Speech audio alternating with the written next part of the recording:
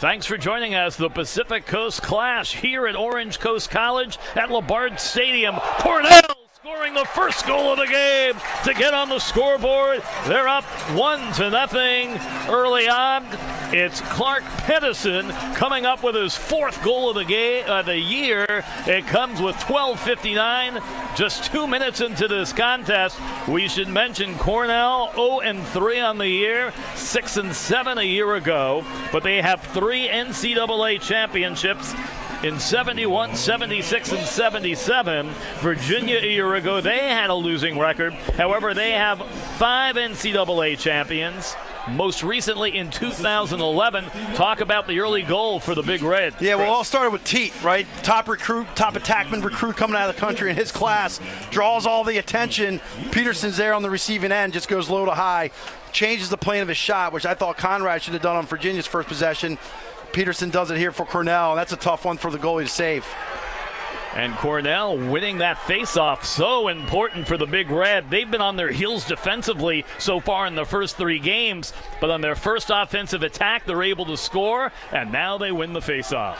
You know, Virginia plays such an upbeat style of play that, you know, this is one of those games where Cornell, you know, you're looking for a game to kind of get things going on the offensive end. This could be it because you're going to get more possessions than you probably had in your previous 3 games just because of the pace of play.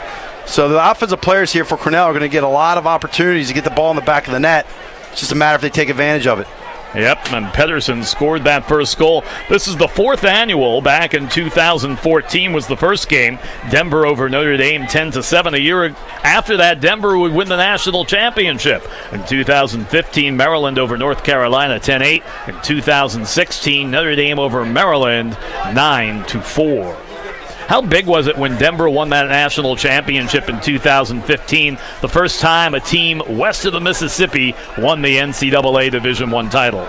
Well, obviously, Coach Tierney knows what he's doing. He won a number of national championships at Princeton. I think what it tells you is that, look, there's so many kids playing this sport now, it doesn't matter where you're located. It doesn't. Go out, recruit, coach them up. Everyone's got a chance. Not bad, having the Rocky Mountain High in Denver. Shot on the way, and that goes in. 2-0 Cornell. Oh, my. Boy, that one looked like it was a knuckleball, and the goalie just kind of lost track of it, and it is 2-0 Big Red, and coming up with the goal, it's number 23, Jordan Dowiak. Are they going to give that to Goliak, or are they going to give that to Teat? Teat's the one who fed it. It was a feed. Yeah, it looked like Goliak. That wasn't handled. Might have been deflected. Right, easily could have been deflected by one of the Cornell players. Unfortunately, I'm missing his name. And it comes at the 11:26 mark.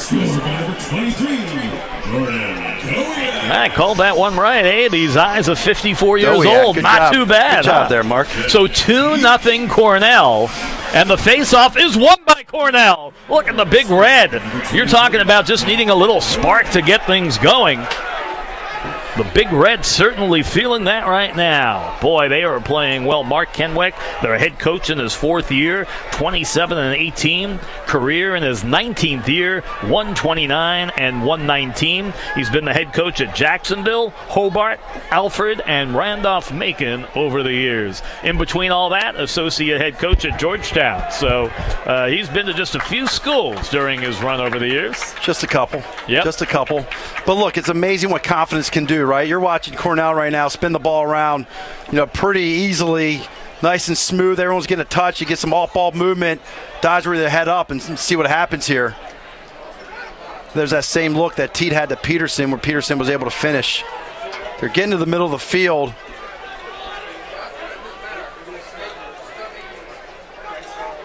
Got to get that ball spinning a little bit here. Yep, Cornell just looking for the seam and that Cavalier defense, known as the Cavaliers, also known as the Wahoos or Whoos, depending on who you talk to on the Virginia campus. And this is the guy, Teat, number 51 for Cornell. He's the one we want to keep our eyes on. Shot on the way, score! Cornell goes up 3-0. It's Andrew Keith coming up with the goal. And for Keith, that's number 5 on the year. And once again, assisted by number 51, Teat.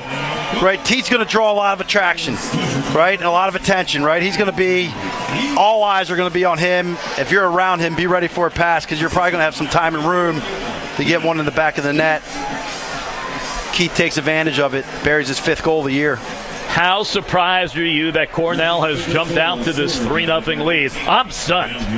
Honestly, I'm not. I mean, if you look at the college scores from today, you know, Michigan beats Penn, Towson beats Hopkins, Lafayette beats Navy. You know, you can call those upsets, but I said earlier, there's a lot of guys playing this sport right now. And, you know, every team has players that can make the plays to get the W's. And the Big Red wins another face-off, and it's Kaysen Tarbell, the sophomore out of Aquasan, New York. Upstate New York, I can tell you, that's a small town up there. And I'm a big city boy. Growing up on Long Island, population 2 million. That's right, you're a Hofstra guy. That's right, don't forget it. Even though I'll never forgive the fact that they changed their nickname from the Flying Dutchman to the Pride. The reason they were the Flying Dutchman, William and Kate Hofstra, the founders of Hofstra, are both Dutch. The Flying Dutchman was the perfect nickname. Nothing wrong with change, though. No, I don't like that. It's like my Terps going from the ACC to the Big Ten. I don't like it. Nothing wrong with change. Flying Dutchman's better than Pride. The shot on the way, that will go wide, and possession will be kept by the Big Red. So, you know, all the numbers were in favor of Virginia entering this game. And by the way, Virginia coming off a heartbreaking loss against Syracuse, 14-13. They led the entire match except for the last 15.1 seconds. So it's not how you start, it's how you finish. The Cavs trying to come away with that loose ground ball. And it's Cornell coming away with it. Right now, everything going Cornell's way. Shot, score! Second goal of the game for Clark Pedersen. It is 4-0 Cornell with 8:48 to go here in quarter number 1. Yeah, that's a team goal right there, right? Getting the ground ball back, right? A couple extra passes there. Peterson finds himself one-on-one with the goalie. Personally, Virginia's got to come up with the GB, right? They were able to get the ball on the ground. Peterson makes an unforced feed. Ball's on the ground. They got to pick it up. And Virginia calls timeout. For those of you that maybe don't watch Division I lacrosse on a regular basis, 4 15-minute quarters, 2 timeouts per half. Each timeout is 1 minute 40 seconds, and halftime is 10 minutes. Now, Chris, for those that don't know you, you were a big-time lacrosse player back in your day. Sure. Playing back east. Talk a little bit about your career. I'm a Terp, right? Played at the University of Maryland, graduated in 01. Played in the MLL for a number of years. But, team captain. Actually coached at Dell's last season. I was fortunate enough to play for him for 4 years. Great man. Now I'm back. You know, I've been on the West Coast now 10 years. Actually was the head coach at Arizona State for 7. Haven't been a head coach in 3 years, and been up here in the booth for the last few and loving it up here. But yeah, my dad played in college. Kind of got a stick early, just pretty much like every boy in my neighborhood. But got a lot of ties to this game, and it's obviously treated me extremely well. And you know, I'm extremely fortunate and appreciative to be able to call the games, and especially this one, right? I mean, this game comes, you know, Pacific Shootouts once a year. Exactly. Right? And the 4th annual, and it's become a big event. We got close to a sellout crowd, really enjoying this one. The resumes for the schools: University of Virginia, they own 5 national championships. The second ever NCAA championship that was played in lacrosse in 1972, 1999, 2003, 2006. That was the season they won 17-0, and 2011. Meanwhile, for Cornell, they have 3 championships. The first ever NCAA lacrosse championship they won in 1971, and then repeated the trick in 1976 and 1977. So, I mean, these teams have been here before. They know how to win. Great, outstanding programs. And both schools, they expect nothing less from their universities on an annual basis. Exactly. I mean, each program has alums showing up every month talking to the program that had tremendous success, right? Whether they're All-Americans or national champions. So, I mean, both programs, they've been there. They know what needs to be done. Just got to put it all together and make it happen. 4-0 your score. Cornell with the ball in their red and white. Virginia in their white and blue with orange trim. And so far, they've been on their heels playing a lot of defense so far. Shot on the way. And score. Wow, Cornell's looking awfully good. They're up 5-0. Well, Cornell was man up right there. Right, Teat starts center front. They clear him through. Finds the ball in his stick and has a nice little fake and goes near side with it. So a little fake to the far pipe, goes near side, and he's got his first of the day. But once again, we're saying his name. Teat seems to be around all of these goals. Goals apart, 22 seconds. And I don't know, we don't know what happened there on the penalty. Cornell came out of that timeout. They were man up. Yeah, I know. I'm like, where did that come from? I know that was a timeout. That was news to us. But I know there was man up. So who is on that goal? Teat scores that goal, number 51. Okay. So he gets himself. I believe he's 1 and 3 right now. So he's been a part of 4 of the 5 goals for the Big Red. Yep, and that's his 4th of the year. So the Cavaliers have been playing defense most of this first quarter, and once again, it's the Big Red. Look at them go. Boy, they are just feeling it. They are in the zone right now, Mr. Malone. And we have another timeout called with 8:09 to go here in the first half. We'll also try and get some updates during the broadcast from our sideline reporter, the third member of our broadcast crew, Mark Todd. I don't know if Mark is on the sidelines quite yet, but if he is on the sidelines, it's probably a good time to get an update from Mark. Very special offer from Dick's Sporting Goods and the Pacific Coast Shootout. Dick's Sporting Goods. Sports matter.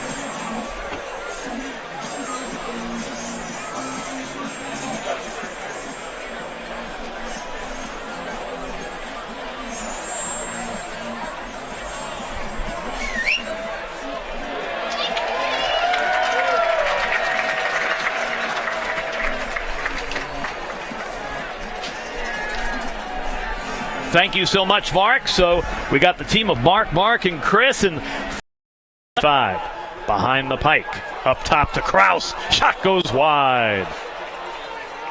Rebound wide. So Virginia's starting to get the shot opportunities. And even if it's not falling in, you don't mind, because it's all about that momentum. Sooner or later, it's going to find its way in the goal. Well, here's the thing. If you're not going to score, you don't want to put it right in the goalie's stick, right? You want to miss wide, get the ball back, and that's what's happening right now. They're getting opportunity after opportunity because they're not put it right in the middle of the cage. They're looking for that ball to end up right inside the pipes.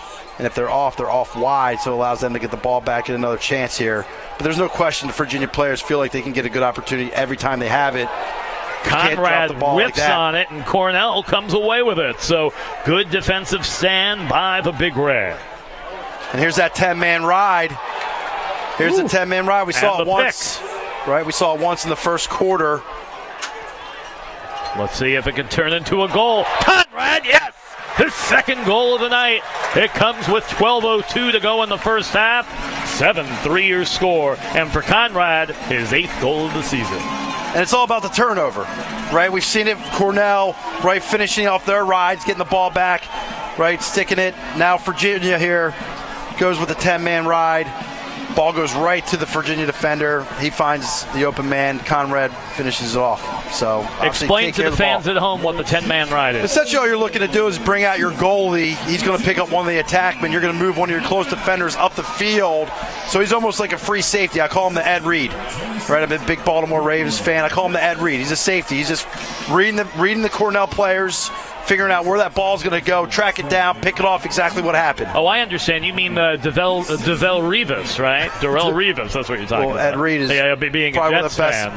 Yeah, exactly. So that's Rivas why isn't a safety. Rivas isn't a safety. No, I understand.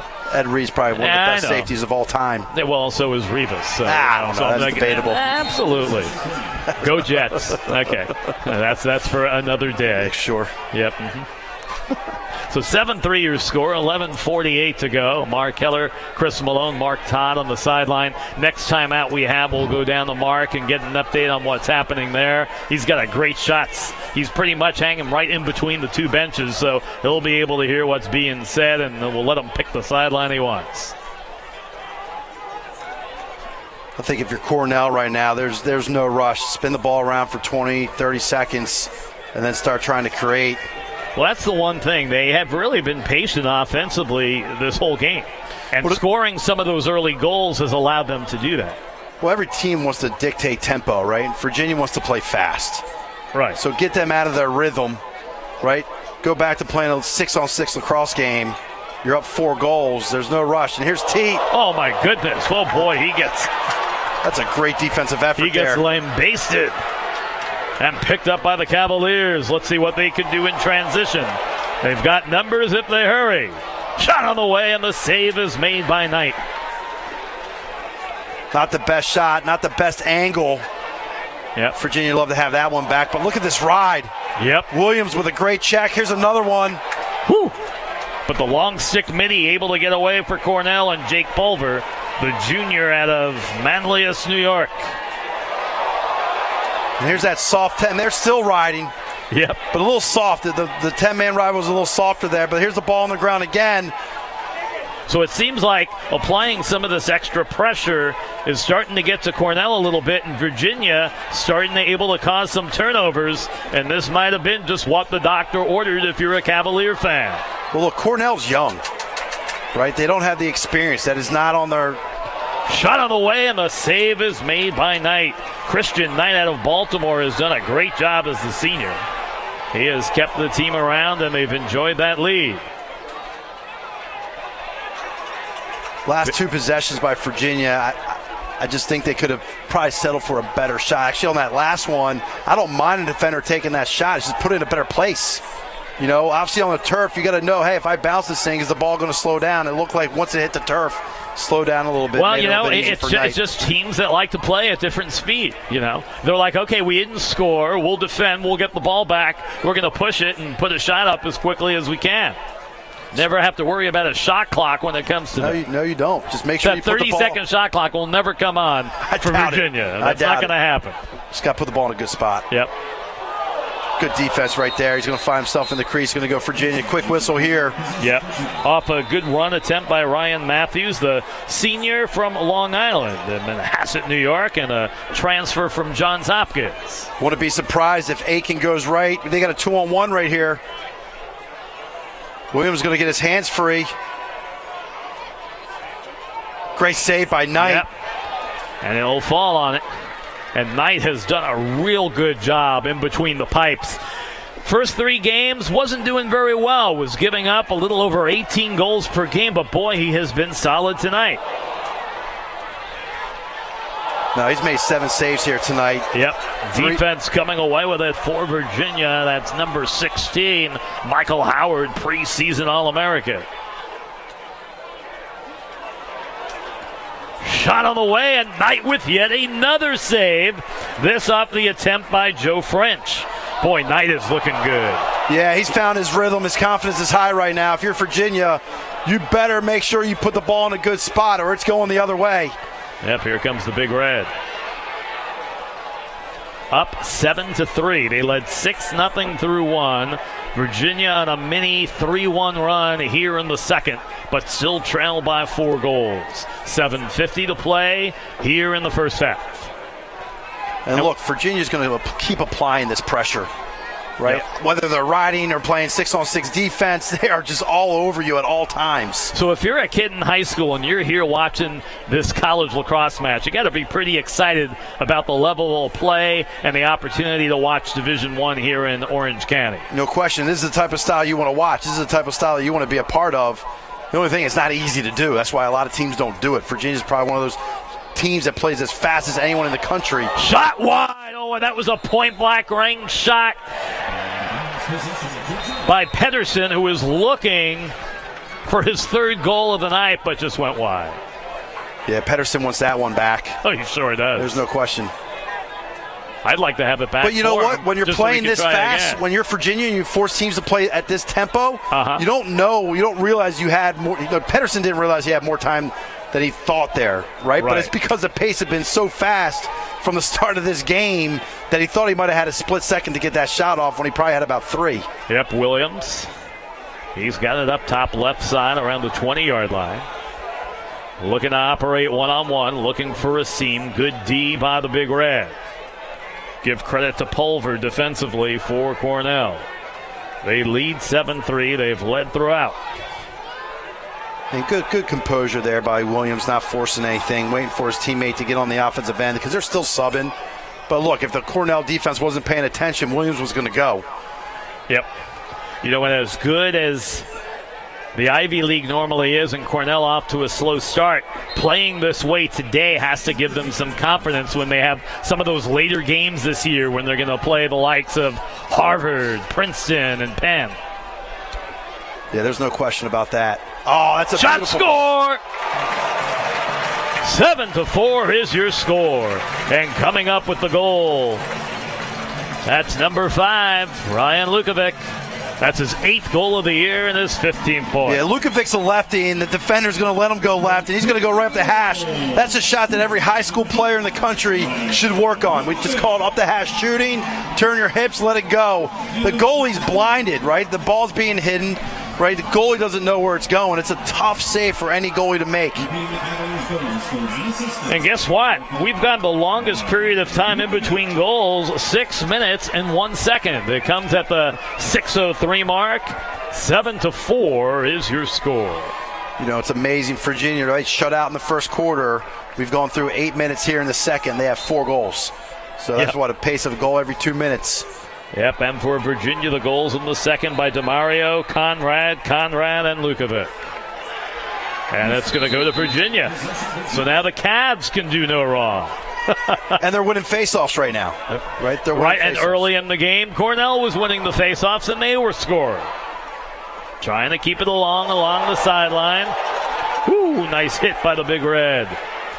But UVA keeps possession. There's going to be a slash there. UVA's going to go man up. Be great. Obviously, every time you have a flag down, especially on a slash, you want to bury it and then go man up on the face-off. Yep.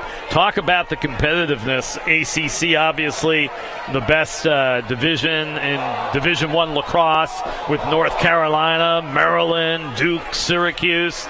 Never can take a night off come league play. Oh, never. I mean, it doesn't matter if you're playing an ACC game, an Ivy League game. I mean, with all the players, I'm going to say it all night. There's so many guys playing this game. Every coach in the country can put a roster together where he feels confident in getting a W every time he steps on the field. What's been so interesting, at least here in Southern California, a lot of kids who start playing lacrosse play it as a cross-training sport for football, and more kids are finding out, I like lacrosse better than football, I'm better at it, and they get to play it on the next level. One kid that comes in mind to me, I remember, you know how Foothill High School has a great program, the Knights here locally, and a young man by the name of Cooper Piquel, very good player, basketball, football, lacrosse. Lacrosse became his number one sport, and he ended up playing for 4 years at Arizona State. Yeah, exactly. Well, the thing is, it's nonstop, right? You want to have fun. You know, you want to play a sport that's it's just continuous throughout the entire game. This is it. Football, there's going to be stoppage, right? Aitken with it up top. Swings left side, Williams, now behind the cage.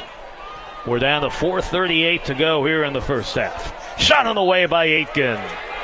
Another save made, goes wide, and UVA will keep possession. So the Cavaliers have definitely turned the tide in this one after trailing 6-0 through one.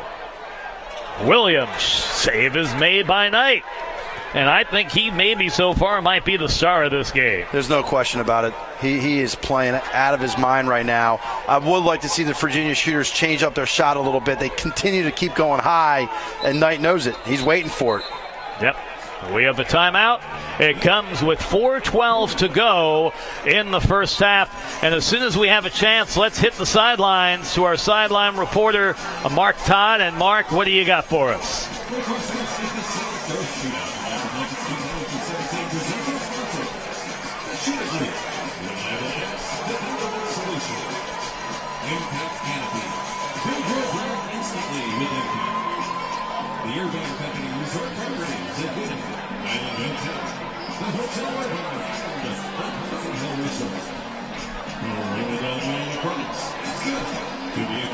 A few penalties here and there, but other than that, they've been very, very excited, enthusiastic. Energy hasn't let down here at all. They look like they're just kind of settling in, and they know they're in for a battle. Thanks, Mark. So 3:54, actually 4:12 to go in the first half. 7-4 your score. Talk about what Virginia was able to do to get out of that early 6-0 hole. Well, they started winning faceoffs, right, and allow these big guns to start having more possessions and get the ball in their stick. right? Guys like Aiken, guys like Conrad, Williams, Kraus, these guys are now getting more touches, and the shots are coming. You know, we don't have the stat on how many shots have been taken, but I promise you Virginia has more shots here in the second quarter than they did in the first. Oh, a lot more. Yeah. I mean, they were playing defense most of the first quarter. Cornell was showing that patient offense, and on top of it, they were able to tally 6 times. Yeah, exactly. So, you know, game's changed here slightly, but you know what? Cornell's doing a great job still. I mean, they're getting some stops, and we talked about Knight before the break. I mean, he's got 9 saves right now, only 4 goals against, playing extremely well. Offensively, your stars, Pedersen with 2 goals, along with Dowiak for Cornell, and for Virginia, Conrad with a pair of goals. So those are your leading goal scorers so far in this game, and the 4th annual Pacific Shootout. And I think just the fact that this tournament was put together and has now become an annual event speaks volumes for Southern California and the tie-in with Lacrosse becoming partners. Yeah, I came to the game last year. It was Maryland versus Notre Dame. That game was sold out. Looks like tonight's game sold out. You know, it just tells you how many people in Southern California enjoy watching this game. And look, you don't get many opportunities to watch a Division I game live. Yep, on the high school level, it's the quickest growing sport is lacrosse. College, many teams now have club teams, and of course annually coverage of the club national championships, the MCLA, which you and I are fortunate to be associated with on an annual basis. So, I mean, lacrosse is just growing like wildfire across the country. Yeah, you know, can't be surprised. Once again, without the stoppage of play and just a continuous, it's just nonstop action. It's going to draw a lot of traction from a lot of the youth players out there. And there's Teat again. We saw the same play in the first quarter. Teat coming off a little mumbo pick there. He's just hard. You let him get to his left hand, good luck. I'll tell you, though, also he's taken a couple of hard hits so far, especially in the second quarter. And he's a tough kid. And he's bouncing up and coming right back at you. You know, plays a lot of box lacrosse in the offseason, and he's not afraid of taking a hit. Just under 3 minutes to go here in quarter 2. Shot on the way, score! Cornell goes up 8-4. And for Cornell, coming up with the goal, it's Dowiak. Throw out the hat because it's a hat trick for number 23. Yeah, he's feeling it right now, and he goes stick side. Actually, he goes offside high right here, about 15-yard shot. In the old days of the MLL, that'd be a 2-pointer, but he knew he was shooting that before he even caught it. Quick release. The old catch and shoot. It's like basketball, those catch and shoot guys, right? Always in position, ready to shoot the ball. Well, here it's Dowiak. He's got 3 goals, and it's 8-4 Cornell. So after being up 6-0, Virginia had gotten as close as 7-4 within 3, but now the lead is back to 4. And if you're Virginia, you really got to keep your eyes on Raley. I don't have the stat numbers, but I don't think he has too many saves right now. It's something we just want to keep our eyes on and see what happens in the second half. Yep, Cornell comes away winning yet another faceoff. Loose ball battle for the grounder. Who wants it? Coming away with it, the Big Red. Oh, my goodness. But look, Virginia's going to keep applying the pressure, see if they can get a turnover. Well, they're going to try. But well, they're just going to keep the pressure on. So if you're Cornell, you cannot relax. What happens a lot of times when you don't play with this tempo, you're used to kind of getting over the midfield line, get a step into the box, and kind of take a deep breath and relax. You cannot do that against Virginia. That is true, but the Big Red has performed, easy to say, their best performance of the 2017 season. And that's why it's all about the next one, right? Don't look about what happened 2, 3, 4 weeks ago. Right? It's all about the next one. Get ready for it. And Cornell came ready.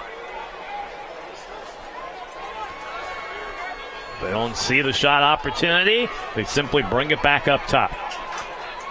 Force Virginia to continue to play that defense. Teat gives up top. Nothing doing. Working it around. Shot on the way. Save is made. And possession will be kept. That's a great call. That's actually a great call. Yeah, I mean, that was close because Cornell didn't really have the backup. Teat wasn't really in position. It wasn't his backup. Right. So he actually started running the shot out about a second late there. Good call by the official. Down to 1:15 to go here in the first half. 8-4 Cornell. The Big Red leading the number 11 ranked University of Virginia Cavaliers. Great pass by Rayleigh. Great look. Cavs would like nothing better to get a goal here in the waning moments of this first half. Kraus can't corral it. Knight has it in front. Knight's been everywhere here tonight. Excuse the pun. And here they come in transition. You know, wouldn't be surprised if Cornell would hold for the last shot. I was actually surprised they didn't hold for the last shot on the last possession. There's only about a minute. Took a shot with about a minute 13. Didn't really need to take that shot. You're up 4. Look, make them put the timer on. There's nothing wrong with that when you're up 4 playing against a team that now wants it to go doesn't up and matter down. because there's only 24 Right, now seconds you're not going to get it, but I'm talking about the previous possession. And right there in the corner, Coach Tiffany could not call a timeout because his player was not in the box. Yep. Teat, they work it down low. No opening. Teat now behind the cage. Shot on the way, score! That's Teat to Pedersen right there. Pedersen comes up with his third goal of the night. 9-4 with 5 seconds to go in the first half. That patience of the Big Red continues to pay off. That's a killer right there. You got Fletcher, freshman to Teat, who's a freshman, finds Pedersen sitting wide open on the doorstep, who's a sophomore. Right? I mean, if you're the Cornell coaching staff, you're going to have Fletcher and Teat for the next 3 years. You're going to have Pedersen for 2 more. You are liking what you're seeing right now. 5 seconds to go, up 5 against the Cavaliers.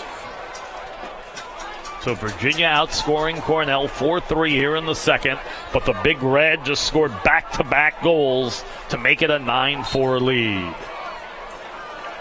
Let's see if Murphy can pick one up. Shot on the way, save made by Knight.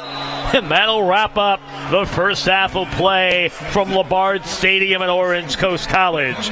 Well, Virginia came in as the prohibitive favorite, and they've been in town since Wednesday. Cornell just arrived yesterday, yet it's the Big Red who leads at 9-4. Yeah, Big Red's doing everything right now.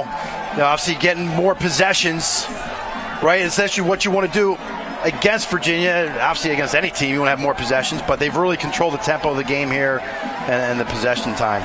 Well, we've reached halftime. It's been a good one from Orange Coast College Labard Stadium with your score, Cornell 9 and Virginia 4. Halftime festivities coming up when we return.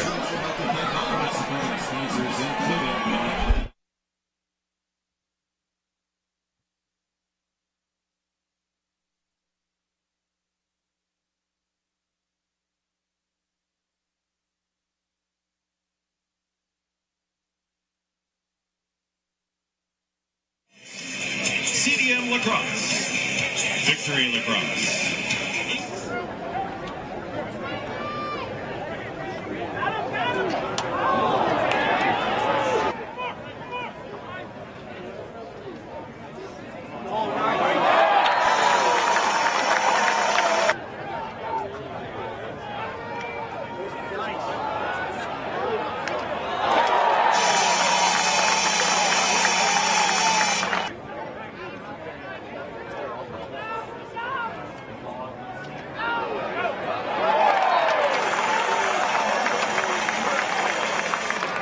Westy Hopkins, an unassisted goal.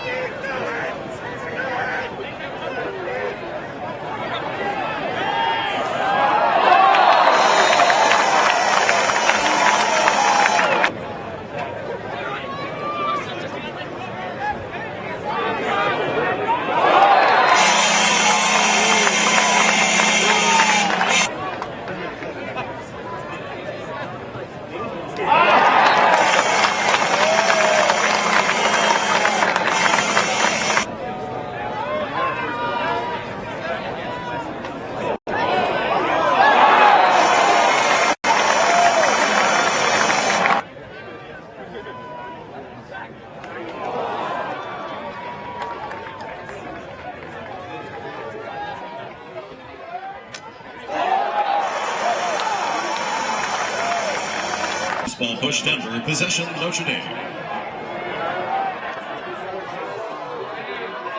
Flag is down.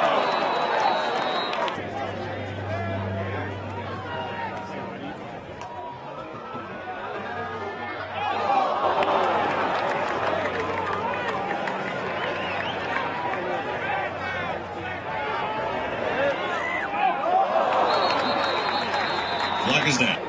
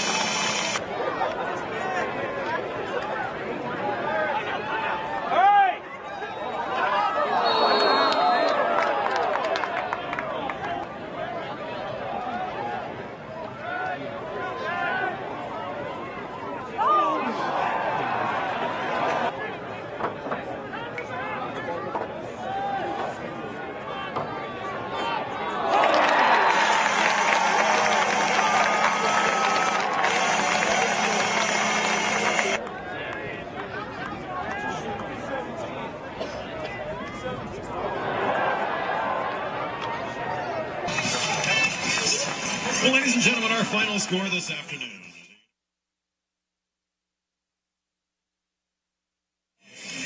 CDM Lacrosse. Victory Lacrosse.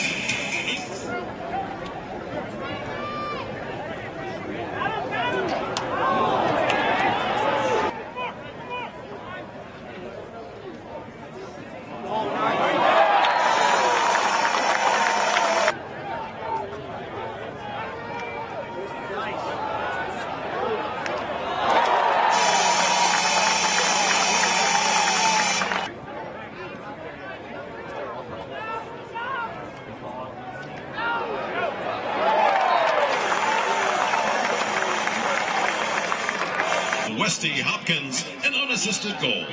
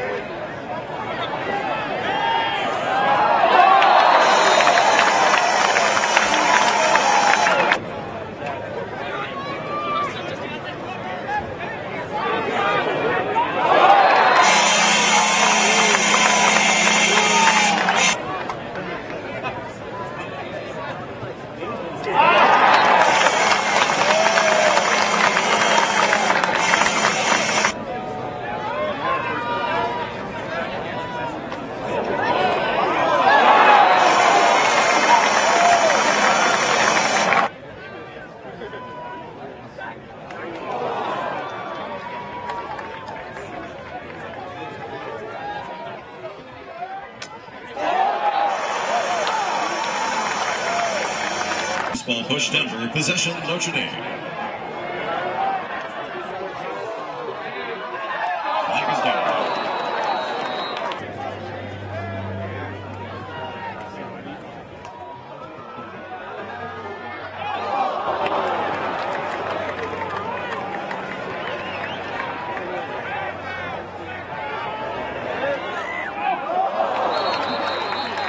Flag is down.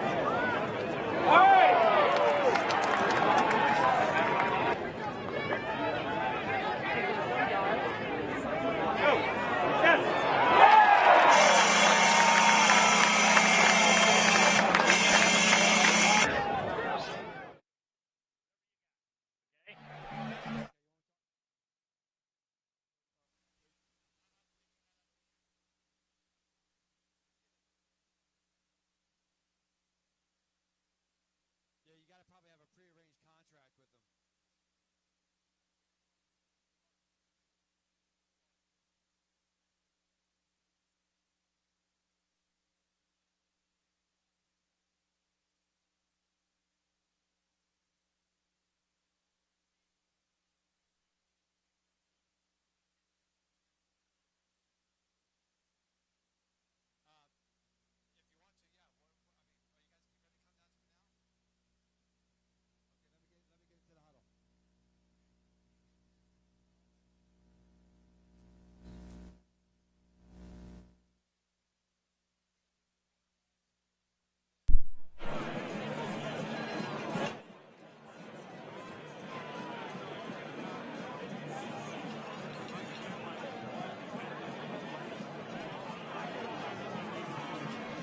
We're back here at the Pacific Coast Classic. Mark Hiller, Chris Malone. But let's go down to the third member of our team, Mark Todd. Mark, what do you got for us? Ready when you are. I was just in the Cornell huddle, and they're doing it very methodically. One more set, one more quarter, one more ground ball, and they're just looking for each little micro play to build up upon the other. They're not looking at the score. They're not looking at what Virginia's doing. They're just worried about how they play Cornell lacrosse. Thanks, Mark. That's why it's great having somebody on the sideline. The good news is that we haven't had to go to Mark for any injuries because everyone's been healthy through the first half of play. No question about it. We always want everybody walking out for this field on 2 feet. And what I've noticed early here before we get the second half on their way is we got a change in the goal for Virginia. Rayleigh is out. Thompson is in. Interesting. We'll see how that pays off for the Cavaliers here. Yep, and I know that Thompson has not gotten off to a very good start when he played, so interesting that they would go to him, but we'll see how he responds.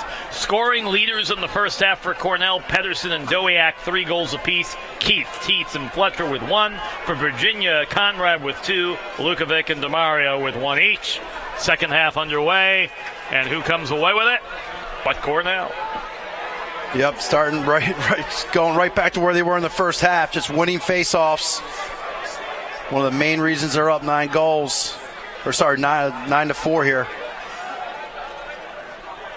But you got to clear it. That you do. And there's the 10-man ride by the Cavaliers, and here it is. Thompson picks it off. We're going to go the other way. Be ready for a shot here by Virginia. Yep, they can move it quickly. And there it is. They score!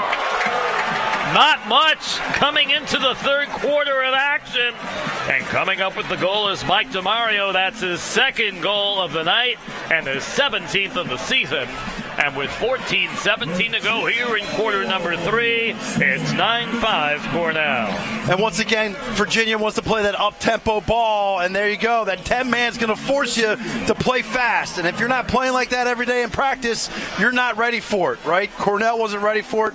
Thompson, obviously, first time he stepped into the game, we see how quick he is out of the cage. Comes up with a GB, finds the open midfielder, and down the field they go in about 3-4 seconds. Boy, I love their style of play, especially when it's effective. It's so much fun to watch. These are the games that you want to call. Absolutely. Every play-by-play guy likes a game with a lot of goals. The battle for face-off. And they're giving it who? And they're giving it to Cornell. So the Big Red. They give up a goal early in the third. Let's see what they can do here on their first offensive rush. They came out like a ball of fire with 6 goals in quarter number 1. Not too bad. 3 in the second. Good for a 9-4 halftime lead. The early Virginia tally in the third, making it a 9-5 contest. Yeah, Teed had a great first half. Pedersen with the ball right now. That hat trick. Right, and once again, it's all about the possessions. Cornell won 10 face-offs in the first half. They've won the first 2 here in the second. The more times you touch it on the offensive end of the field, more than likely you're going to win the game at the end. Yep, Jake McCullough, number 9, throws it behind the cage, and this is a cagey team, very patient. I mean, 2 teams with totally different offensive philosophies. Couldn't be any different, Chris. Yeah, and I love that Virginia's sticking with the game plan. They're going to play fast, force you to make quicker decisions, even though they've been trailing this entire game. No, I agree with you. You got to stick with what your game plan is and what works for you. Loose ball grounder. Who comes away with it? It's going to go to Virginia. So Virginia, the Cavs, able to make a stop, and now coming back will move the ball on the offensive end. And look, when you're Virginia, right, you're not in, there's no panic mode. It doesn't even exist. You can score so fast that you're in every game until that last whistle. And here's Conrad. He had 2 goals for Virginia in the first half. He will dodge at any time. Off to Kraus. Kraus gets double teamed. Loose ball. Who's going to come away with it? Off the mad scramble. Virginia came up with it. Shot attempt went wide, and possession is kept by the Cavs. This is what they want. Shot on the way, goes wide off the attempt by DeMario. Rebound, score! That's Conrad. He's got the hat trick for UVA. 9-6 your score. 12-19 to go here in quarter 3. Conrad just seems to be everywhere, right? They play him on the wing. He plays defense. Here he is behind the cage, right? Off the shot. Ball ends up right at his feet. Picks it up. Takes advantage of what the defense gives him. Wraps it around the goaltender. And we've got a 9-6 game. So one other time, obviously since the early going, 1-2, then 3-0. They got to within 3 at 7-4, now within 3 at 9-6. Let's see if they can win this face-off and maybe get within 2. You know, the one thing we have to pay attention to, and we haven't talked about it, is the energy level of Cornell. I don't know if they're used to playing this fast, so you wonder how these guys are going to be doing in the fourth quarter. And UVA comes away with it. Shot on the way, and the nice save is made by Knight in between the pipes. Goes out of bounds, and the Cavs will keep possession. Scramble. Big Red comes away with it. There is no fear. Here fear. Comes Cornell in transition. No fear on the Virginia players. They play loose. But I'll tell you what, Cornell not intimidated. Shot on the way, score! That's as good as you get. Little tic-tac-toe right there. That ball movement was top-notch. Every pass was right on the ear. Yep, and for Connor Fletcher, that's his 2nd goal of the game and his 8th of the season. We're not going to get a replay here on it, but... Yeah, actually we are.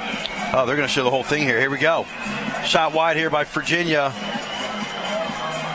I don't know, we might have to go back to the game here, but this is going to be an errant pass by Virginia. Cornell's going to go the other way, obviously. And here's all that tic-tac-toe that I was just talking about. And this is like bam, bam, bam, pass, pass, score.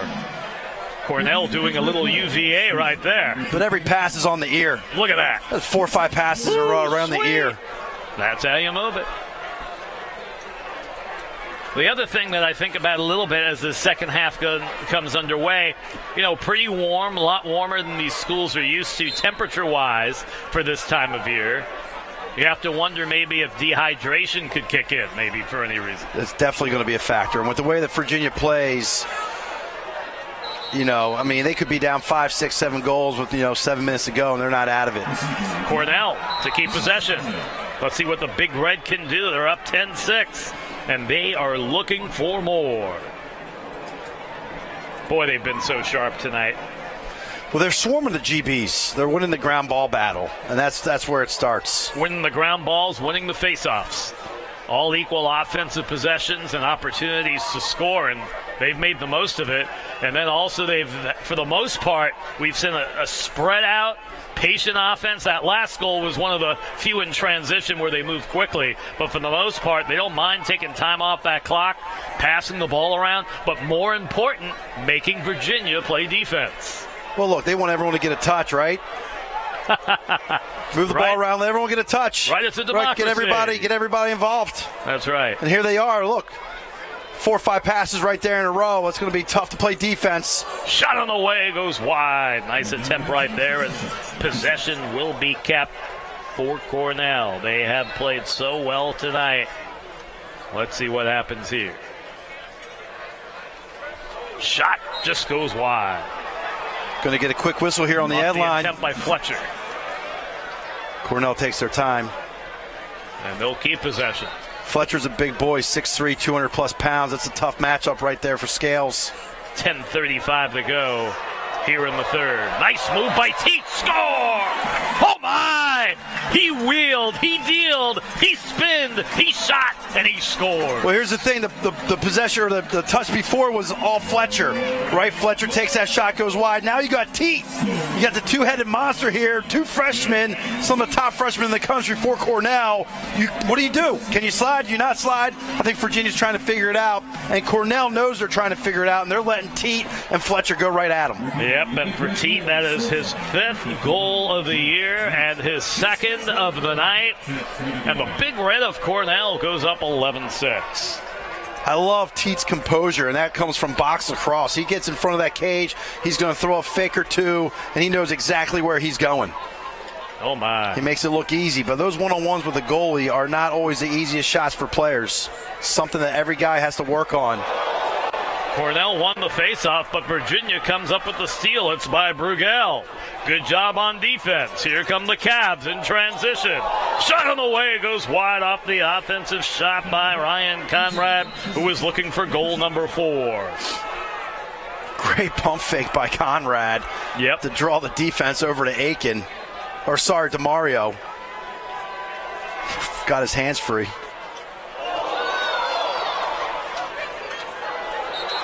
It's going to be a quick whistle here. If they get the ball out of the box, they can go right away. Conrad's coming over to pick it up. You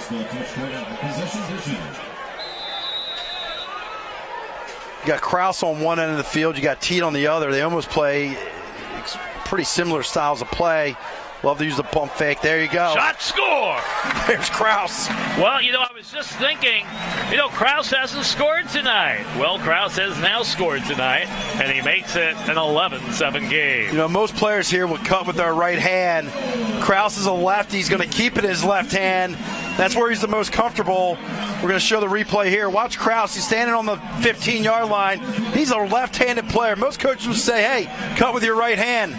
I like the fact that Krause keeps it in his strong hand. He knows that if he catches it there, he's going to bury it. So if you're a high school coach, youth coach, you don't always have to cut with that right hand in that situation. Put it in the kid's strong hand. He'll probably catch it more times than he won it.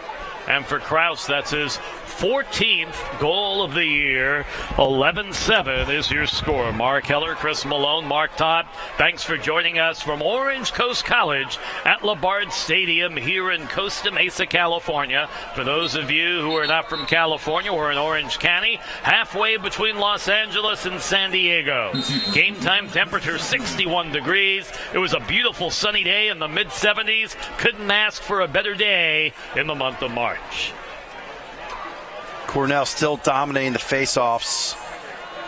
Coach Tiffany and his staff really have to figure that out by the end of this third quarter, or it is going to be extremely difficult for them to come out here with a W. You know, upstate New York, earlier today, the temperature was a high of 5 degrees.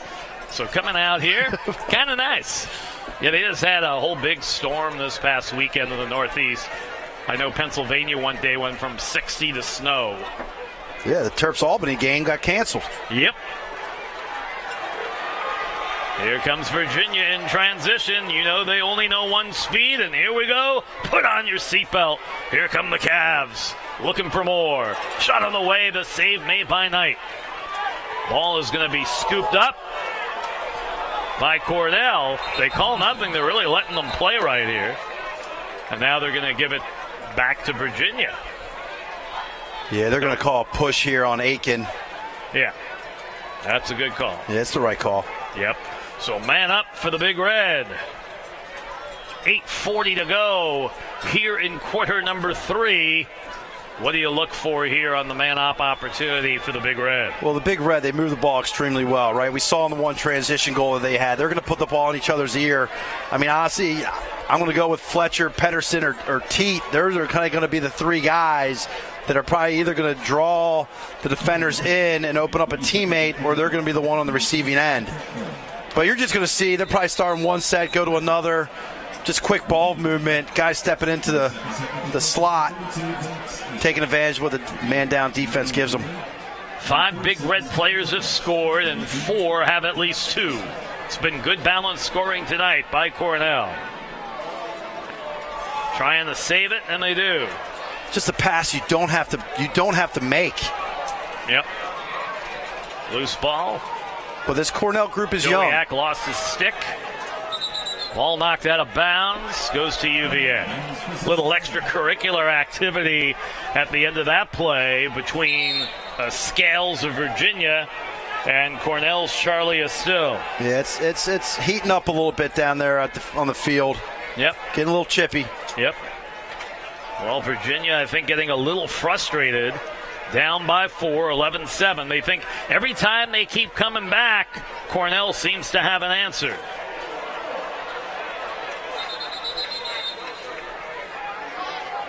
To Virginia with 7:46 to go here in the third. That'll pretty much do the man up. Yeah, man up's over. We're all even right now. It's just a couple forced passes here by Cornell. Not sure why they're making these looks when they don't have to. Conrad's going to go to the goal. He's looking for it. Every time. And he should. Yep. He can make the play. DeMario looking to pull the trigger. Lost the handle. Who wants it? Finally coming away with it is UVA and Conrad. Conrad, the lefty, fakes, up top. Shot on the way, and the save made by Knight. Oh, boy, he has been unbelievable in between the pipes here tonight. And coming away with it, Cornell is Jake McCullough. But once again, it's the shot placement. You go low to low from about 13 yards. Knight's going to eat that up all game long. He has been. Off to Jowiak. Jowiak to Pedersen. And the patience of Cornell continues, and you know it has to be driving Virginia absolutely crazy. Yeah, you know, obviously they've picked it up a notch with their energy level, but you know they're only down 4. They're in this game. If you're Coach Kenwick, you couldn't be happier with your team's performance. And if you're Lars Tiffany, you got to wonder, when is my team really going to start cranking and putting up goals? Shot goes wide, possession kept. Yeah, I think if you're Coach Tiffany, you're just wondering, all right, when are we going to get one past Knight? When's this guy going to stop making saves on us? But you know what? The only way to figure that out is to keep shooting. Shot save! Nice job by the backup goalie, Griffin Thompson. Great save. Got that ball out in a hurry, too, just a little high. But DiMario with the GB lost to keep the possession. handle. It took him about 5 seconds to get down the field and attempt a shot. That's slow for them, right? Yep, now here comes Cornell. And you know the Big Red, they were all about chewing up real estate and time off the clock. And why not when you have a 4-goal lead against the number 11 team in the nation in the University of Virginia. Looking for Cornell here to really be patient and be smart with the ball. They've had a couple forced feeds here in this third quarter. They don't need to. They've been getting great looks all game by just, keeping it simple. Don't complicate things. Just keep in mind the Big Red losses of 20-10 against Penn State, 16-8 against Hobart, and 17-6 against Albany. Tonight has been a virtuoso performance, up 11-7. Great save by Thompson again. A loose ball. Who's going to come up with the grounder? They're going to get interference on Cornell. They're going to go Virginia way. I love, obviously, this goal change for Virginia is paying off for them. Yeah, sometimes you have to make a change. And obviously, Lars Tiffany saw something he didn't like, felt he needed to make a change, and so far it's paid off. We're going to see the clearing game here in Thompson. Good decision. Last pass he threw high. When you're a goalie, you kind of think about that more than you really should. Yep. I don't know how I feel about that look. Virginia keeps possession. 4:15 to go here in the third, trailing by 4, looking to cut into that lead.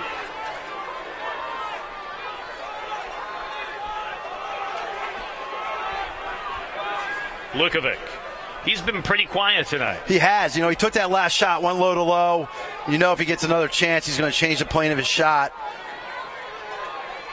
Guy I like to see right now is Aiken or Kraus.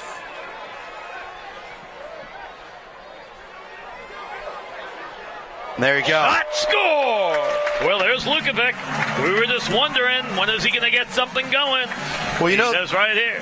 They have him playing midfield, but he is an attackman. He's an attackman playing mid. He catches his ball behind the goal line where he's probably more comfortable, Realized there was no slide coming. It was just him and the Cornell defender. And I believe this goes near side on Knight. That's his 9th goal of the year. Comes with 3:43 to go in quarter number 3. It's an 11-8 match. And when you play fast like Virginia does, as an offensive player, there's a number of times where you catch a ball, you look up, there's no slide.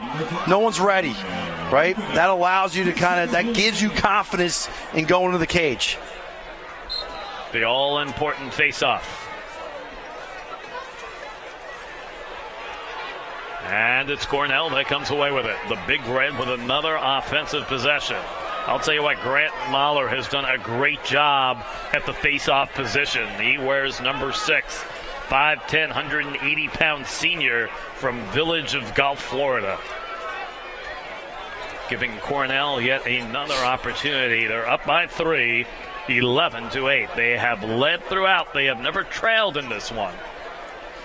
Up 6-0 at the end of the first. Yep. Virginia's trimmed at the lead, but still down 3 here. Chance for Cornell. Shot. Oh, beautiful save by Thompson. He has done an unbelievable job. That shot from point-blank range by Colton Rupp, who is looking for his first goal of the evening. Thompson is in the zone right now. Both goalies playing extremely well. Yep. If you're a netminder, you're getting the clinic here tonight. Shot, score! Oh my! UVA coming up just like that. It's Joe French with his first goal of the night, his 9th of the season, and we've got a 2-goal game at 11-9. Well, what happens here is that Cornell's subbing guys off the field, but Virginia's going to go at you. They don't care if you're a short stick or a pole. They're going to go at you, and you do, as a Cornell defender, you don't know, hey, do I go and slide? Do I go and help? Do I stay on my guy? You get caught in that, what we call that no man's land, and French takes full advantage, and he had a little deception on that shot, dipped his shoulders a little bit and went high to high with it. Tough save for Knight to make. 3 consecutive goals by Virginia, and since trailing 2-0, the first time they've gotten back within 2 goals at 11-9. 2:36 remaining to play here in quarter number 3. And this is all happening with absolutely getting dominated on the face-off. But here's Conrad. Here they go. Loose ball. Cavs come away with it, and it's Conrad. And a flag flies. Should be man-up opportunity coming up here for Virginia. And they're deadly there. Kraus score! We've got a one-goal game. It's 11-10 with 2:13 to go here in the third. Yeah, you wonder about the energy level of Cornell, and you wonder if Coach Kerwick wants to take a timeout, kind of let them get a breather, because when you have to play this tempo for 60 minutes, guys are going to start to get tired. You're going to start putting guys in that might not have kind of logged the minutes that you would want them to log before going into a game like this. Conrad founds Cross. Cross goes high to high. Once again, offside high to high. That's the last two goals now are offside high to high.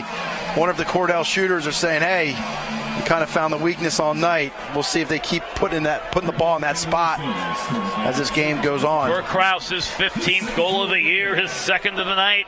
It's a one-goal game, 11-10, with 2:11 to go here in the third.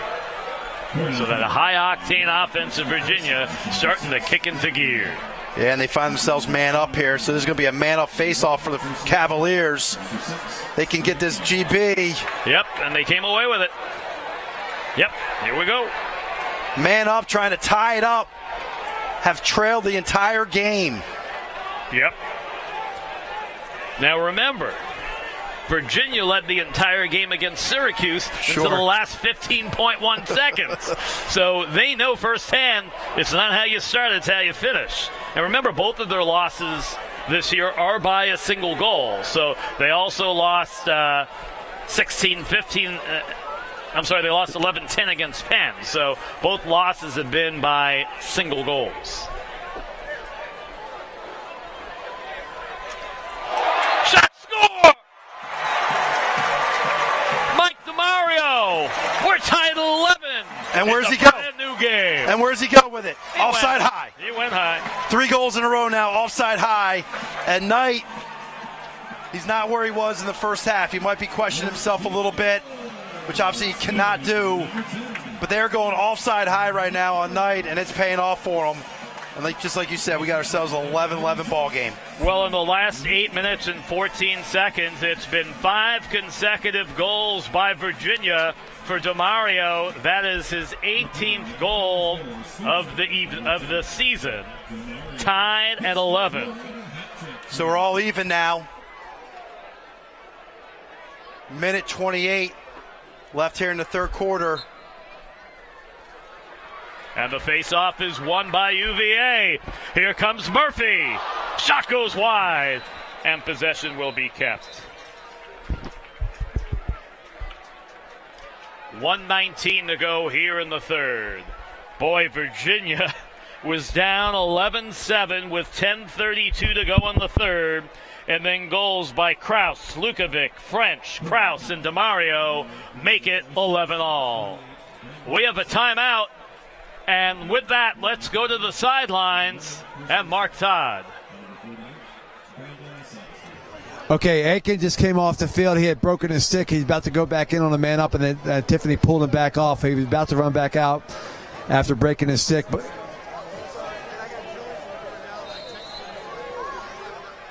so that's a big loss. It sure is right there. So the broken stick.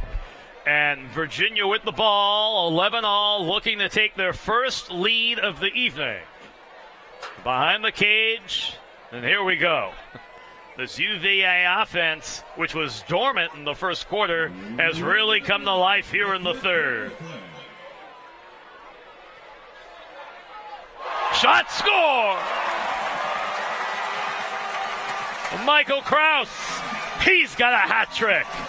And with 51 seconds to go in the third, Virginia has taken their first lead of the night as they go up 12-11. So this is all ball movement right here. Once again, they go offside high.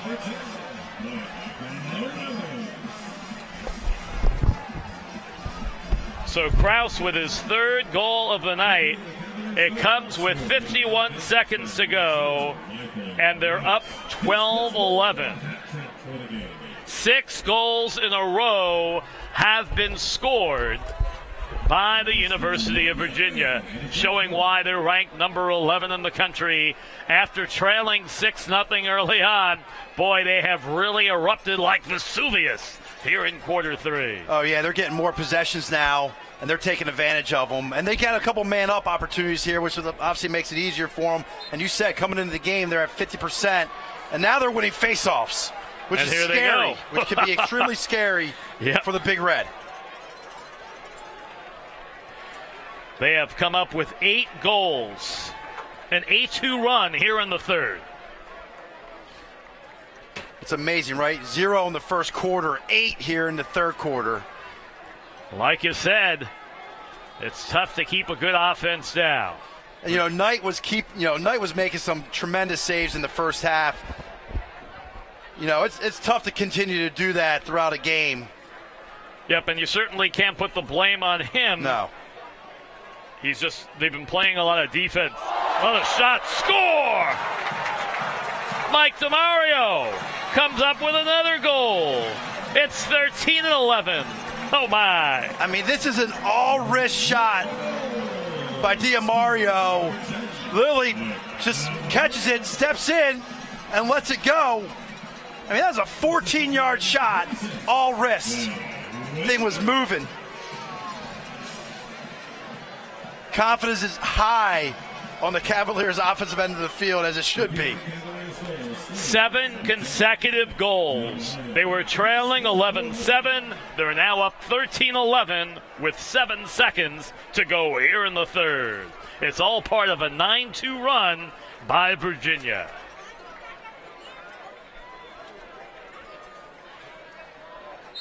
And this is where it starts, right here on the faceoffs. And Murphy wins another one.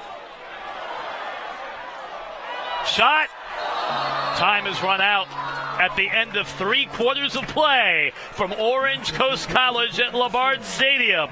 The University of Virginia goes on a 9-2 run, and at the end of 3, they lead 13-11. Fourth quarter action coming up in a moment.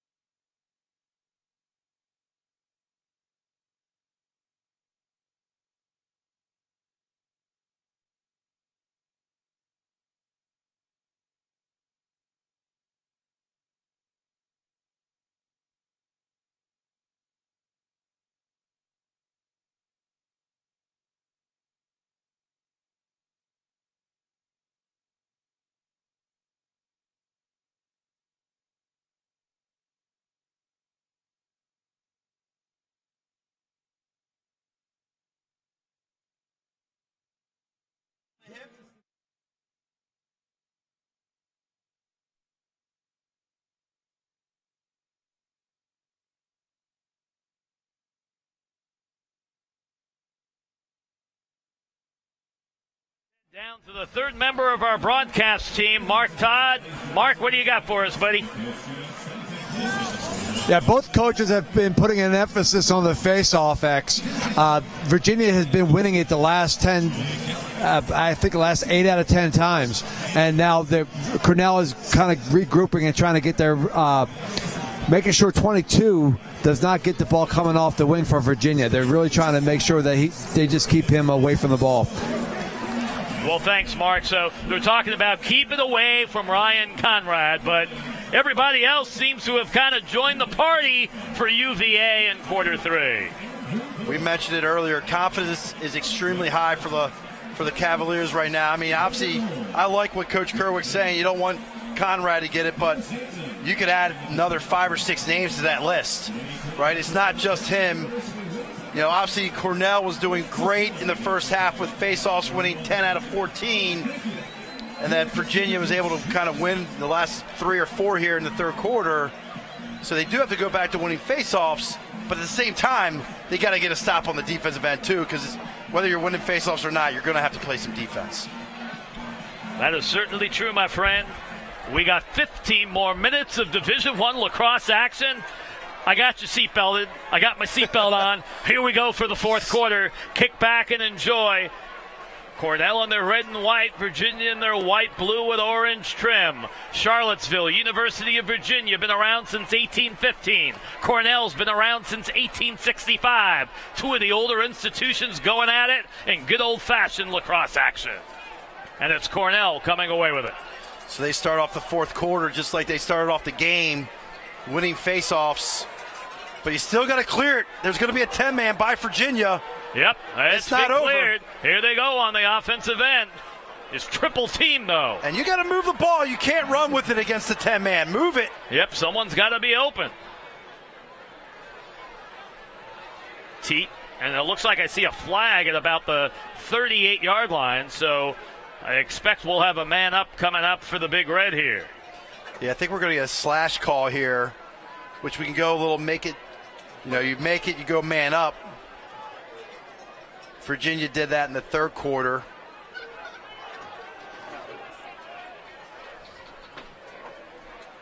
Shot on the way, goes wide. Clock stops, and it'll be man up for Cornell. Not a bad shot right there, just a little wide, as you said. I would have loved to see Cornell spin the ball a little bit and really make the Virginia defense play defense. That's just a one dodging shot. That was one thing coming into this game that I noticed with the Cornell offense is they always have assisted 30% of their goals. Tonight, that's obviously changed. But that's how you create good shooting opportunities with that ball movement, off ball movement. All of a sudden, one of your players finds themselves open with a great opportunity to get one. Cornell's here in the 3-3. Yep, and let's see what the Big Red can do here, trailing by 2. Unfamiliar territory as they've led virtually this entire game. But now when the game is on the line, let's see how they respond. Shot, score! So they get within 1 at 13-12. And for Teat, that's his third goal of the game. And it's all about some ball movement, some off-ball movement, and then a little pump fake. Right? You're going to see the cutters come in. Teat's going to pump fake, draw that defender up the field. He's going to duck around and sneak one in there. It's pretty simple for Teat there. Once again, hey, guys, let that stick. Use that stick to be an advantage for yourself. Teat's very good at being deceptive with that stick, making that defenders go to a spot on the field that's going to create an advantage for himself. Cornell entered the game 35% of the time, scoring a goal man up. They're able to cash in here and get within 1 at 13-12. My seatbelt's still buckled. I'm not letting that seatbelt go off you, buddy, because I don't want you falling down into the stands. It could get ugly. And who's going to come away with it? Who wants that grounder? Goes to Virginia. Nope, goes to Cornell. I thought he just said to White. I guess White is now red. I think he called White, had some sort of moving pick. I don't know what the call was. Maybe left early from the box. Well, anyway, Cornell has a chance for the equalizer here, down 13-12. Early moments of the fourth quarter. Mark Heller, Chris Malone, Mark Todd, thanks for joining us. This game brought to you by TVXSportsvideo and Ted Bendrick, the man. 3 lacrosse games he's covered today. 2 of them down in San Diego, now 1 here in the OC. Ted gets to break down and drive back down to San Diego. I think he'll sleep well tonight. I think you should just get a hotel room here tonight. Shot, score! We are tied at 13. It's Connor Fletcher with his third goal of the game. And it's either going to be Fletcher or Teat. These are the 2 guys that make the Cornell offense go. Both of them freshmen, playing like seniors right now. Fletcher loves the matchup against Scales here and gets his left hand. He's a lefty. He wants that left hand. He gets to it, takes advantage, buries it. Nothing Thompson can do about it. Yep, and for Fletcher, that's his 9th goal of the season. So Fletcher with the hat trick, Teat with the hat trick, Dowiak and Pedersen with the hat trick. For Virginia, Conrad's got 3, Krause has 3, and DeMario has 4. Those are the guys who are on the hat trick or hat trick plus. I have a feeling we'll have another guy with a hat trick before this thing's all said and done.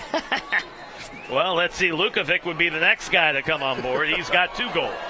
Let's see if he can pull the trick. Here comes UVA with the ball in a 13-13 game. They've lost 2 out of 3 entering tonight. Cornell 0-3 on the year, looking for their first victory. And they're battling it out here at the Pacific Coast Shootout, Orange Coast College, Labard Stadium in Costa Mesa, California. Our version of Lacrosse March Madness here tonight. It comes once a year, and the fans are just soaking up every moment of it. It's actually, you're watching Virginia actually play at a slow pace right now, getting guys on, but man, here they come in a hurry. Save. I think that one actually hit the top crossbar. Yep. A battle for that loose ball along the sideline. We got 3 Virginia players, 2 Cornell. Virginia came up with it. It's back on the carpet. Yep, and actually right now, Matt Emery in the game, number 4, the lone member of Virginia from the state of California, from San Francisco, out of St. Ignatius High School. Hey, you want to know how to compete for ground balls. That's how you do it from both sides. Yep. Doesn't get much better than that.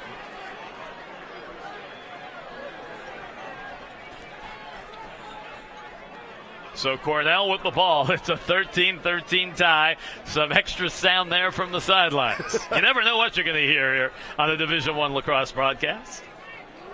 Good clear by Cornell. It hasn't been that, it's been some times it's been pretty difficult tonight for them to get the ball in the offensive box. Shot, save, and goes wide. Thompson has played well since coming in the second half.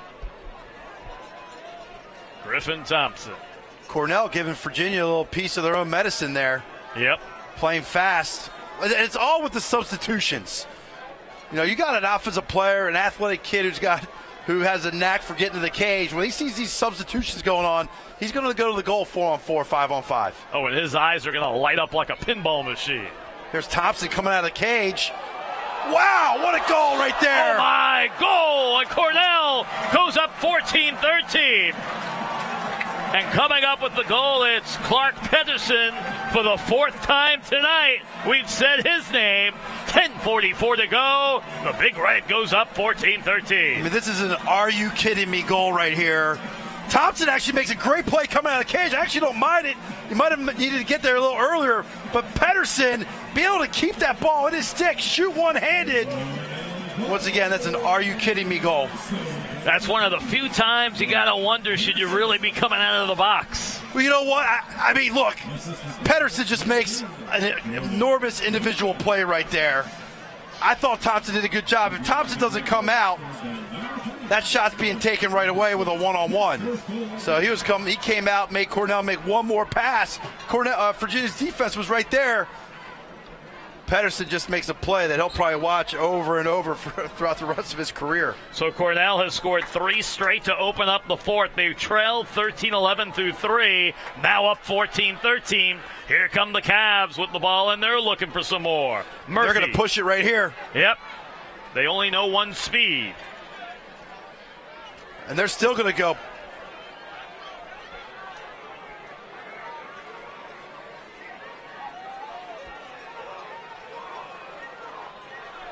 So for Pedersen, that's his first goal of the second half. He had the hat trick in the first half alone, and now has 4 goals here tonight in the 7th goal of the season. Looks like Cornell drops into a zone defense. First time we've seen it all night.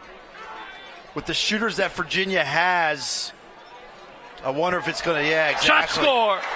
I wonder if that was going to work out for him, and obviously it did not. Yep, that's DeMario.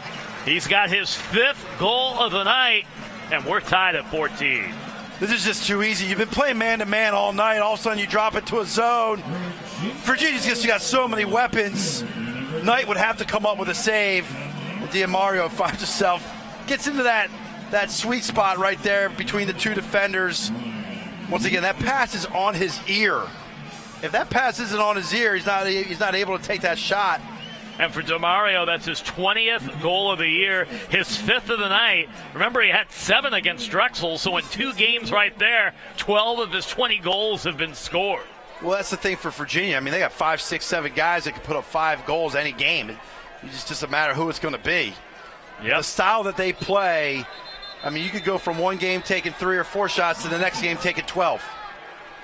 Flags fly at the end of that one. And we also have some substitutions. 9:53 remains to play in the fourth quarter. Keep in mind, Virginia has already scored as many as 20 goals in a game, so they're capable anytime. They scored that in the 2013 victory against Siena. They also had 18 goals against High Point, 18 against Drexel. So this is nothing new for this Cavalier team. No, not at all. And this is the way they want it to be, right? They want to put up 20 and then hold you to, I don't know, 10, 11, 12. The thing, we're going to keep our eyes on this illegal procedure on the face-off. So going forward, every time that Virginia has an illegal procedure at the face-off, Cornell will go man up. So good opportunity here for the Big Red in the 14-14 game. This has been a beauty tonight. The way the game started, we weren't so sure it was going to turn into this type of contest. Shot on the way, hits the pipe and goes wide. Hit him in the head. Oh, right off his noggin. Ooh. Shot goes high and wide and out of bounds.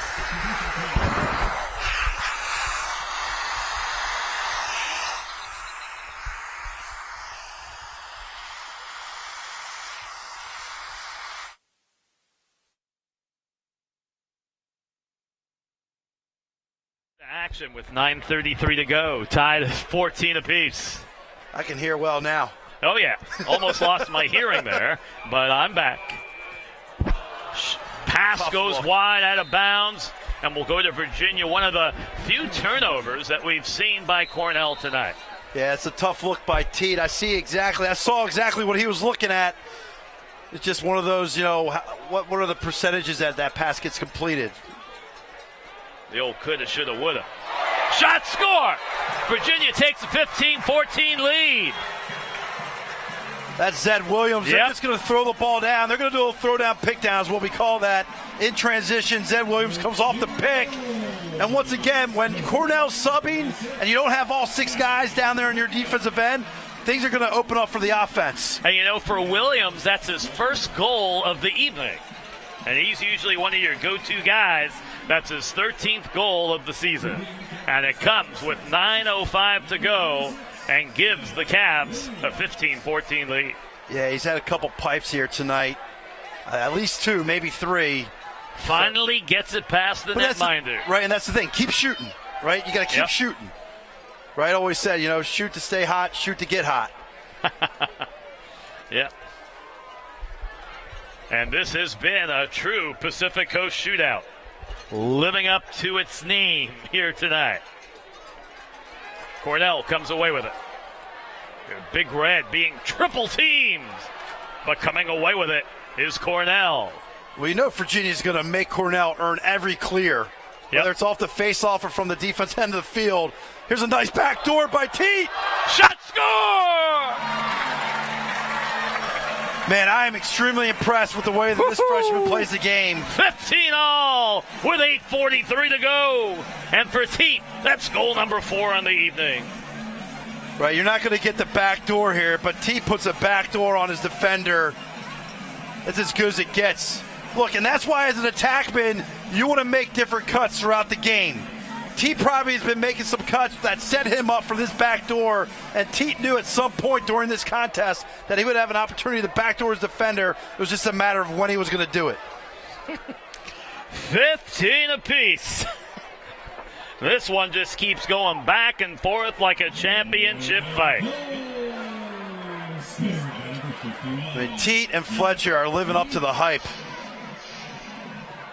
Man, these guys can play. For Teat, that's his 7th goal of the year. He only had 3 goals on the season coming into this one. Shocked. He's got 4 tonight. Shocked. Don't know how that was even possible. I don't know, but somehow it was. The numbers don't lie. They do not. Right.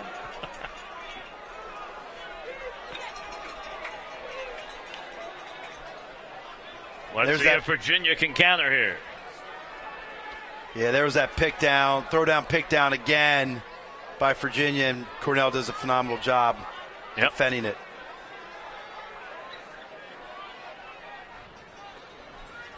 Behind the cage. Shot goes wide, saved by Knight. Possession kept for UVA. We approach the 8-minute mark. 8:05 to go here in regulation. 15-15 in a Pacific Coast Shootout here at Orange Coast College in Costa Mesa, California. Shot, save, Knight. He has been nothing short of spectacular. How often can you say a goalie who's given up 15 goals has been spectacular? Yeah, he's making 2 saves back-to-back here, and that last one's low to low. I mean, if you don't change the plane of your shot against him. Shot wide. Rebound, saved by Knight once again. Yeah, once he makes one, he makes 2, and it kind of just, it's a domino effect for saves for him. Here comes Cornell in transition. Score! Oh my! I didn't even see that one. It was so fast. Yeah, and Cornell takes a 16-15 lead. Yeah, just going in transition here.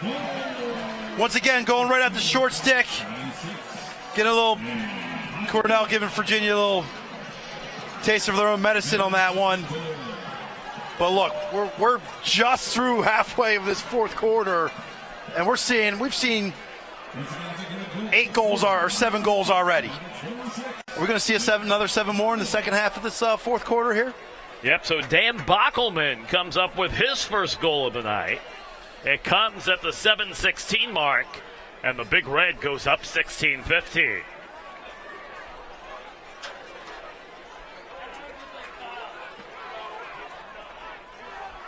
And for Bockelman, that's his first goal of the season. Comes at a heck of a time in this match. And Cornell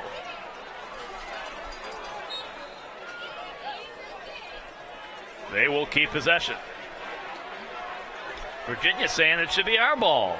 Seems to be a little bit of referees talking it over. They want to try and get the call right, which is the good thing to do. Yeah, they're going to reface it. I think that's actually a great call.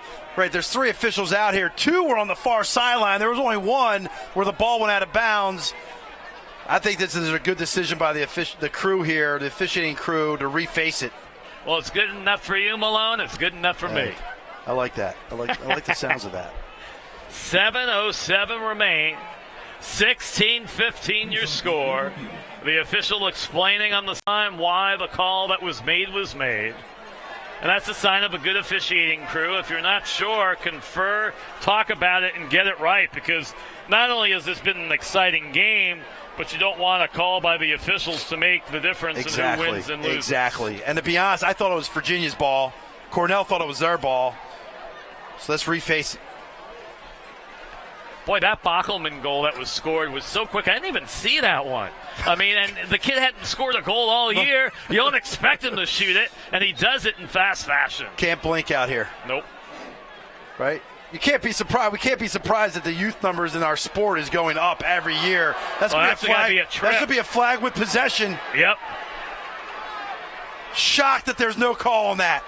Man. Plus, Conrad gets checked when he's on the ground, which is illegal. I can't believe there was no flag there. I mean, he was clearly tripped. Now, the problem is that when a call gets missed, that's where it could get a little out of control. Coach Tiffany and his staff there giving the crew an earful right now, as they should. Shocked that we didn't get a trip. Absolutely shocked that we didn't get a trip. To me, that was a clear call. Then he got checked when he was on the ground. Right. That's adding insult to injury. Could have been 2. Yep.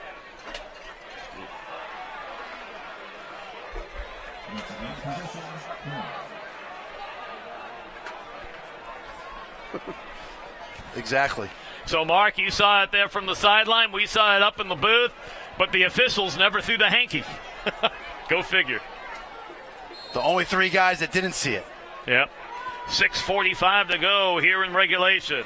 16-15, the Big Red of Cornell. They have led most of the night. They opened up a 6-0 lead, held that lead for quite a while. Virginia came furious back, scoring 8 consecutive goals to take the lead at the end of 3. But moments ago, Cornell took the 16-15 lead. Yeah, we're going to see a pretty heavy dose here of Fletcher and Teat. Yep. I think the ball ends up in their stick, and they're the ones to make the play. Shot on the way, goes wide. This is a matchup right here. Scales, All-American defender for Virginia, going up against a freshman Fletcher.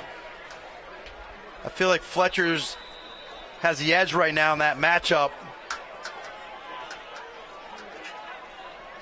Yep, that shot by Andrew Keith moments ago. Shot on the way, high and wide.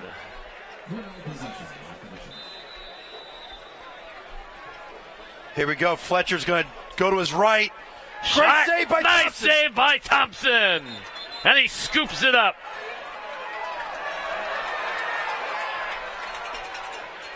Infraction called against Virginia, and they're going to give it to Cornell. It's unfortunate right there because that's probably Thompson's had a few nice ones tonight. Yep. That tops the list. He has.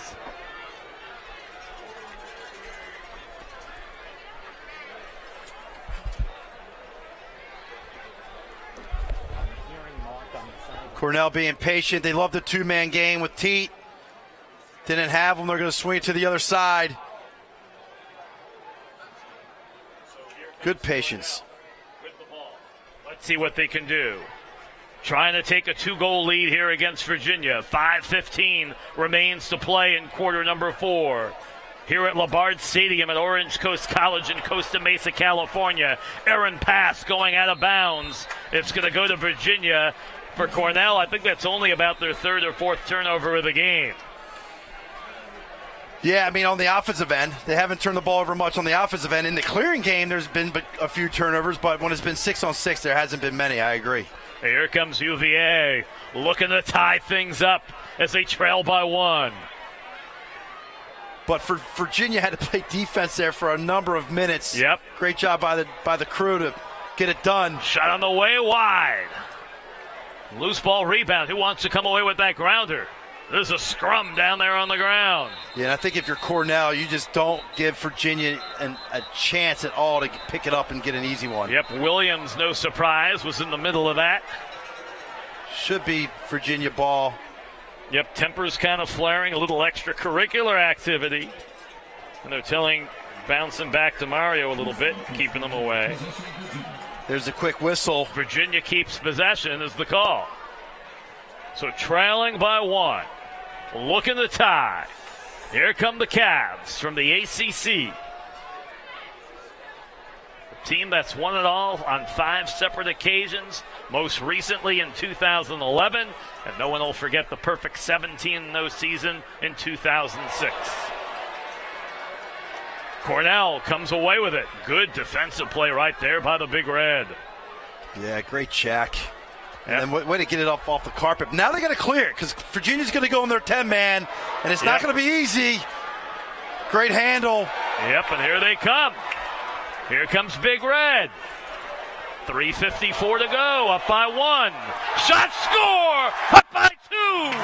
Oh, Cornell, it's Conrad Jordan DeMario coming up with his 4th goal of the game, his 21st of the year, and it comes with 3:46 to play in regulation. And this is what happens when you go into a 10-man ride, right? You can get the ball back, but you also give up some opportunities as well. And Cornell cashes it in. Virginia actually, in my mind, should have gotten that ball on the carpet at midfield, and they didn't. Once they didn't take advantage of that opportunity to do that, Cornell was going to take advantage and find the open man and put themselves up 2 here with 3:46 to go. Unbelievable. What a match this has been.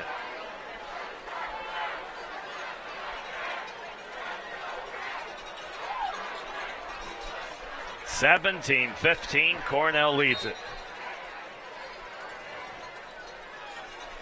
So what was the key to that last goal for the Big Red? Honestly, the key was the defender makes a great catch at midfield and finds the open man when he had 2 poles on him.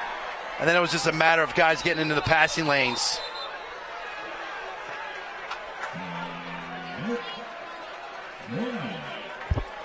And then Teat found his man wide open there on the crease. Yeah, and who was it that scored that last goal? Number 23. That was Jordan Dowiak. And that's his fourth of the game. Yeah, it is. You were right. Yep. Okay. You're right. Trust yourself. Yeah, I know. Sometimes you get so high scoring, you forget everything. I'm with you. Hey, I'll tell you what, with a timeout, let's go down to the third member of our crew, Mark Todd. Mark, what do you got for us, buddy? Very happy.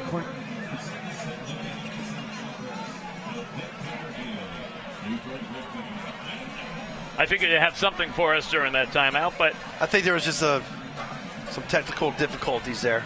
Little lull as you see the full moon here in Costa Mesa, California. Oh, well, that was good. It's Mark, Chris, and Mark. Thanks for joining us here on a Saturday night. Couldn't help myself right there.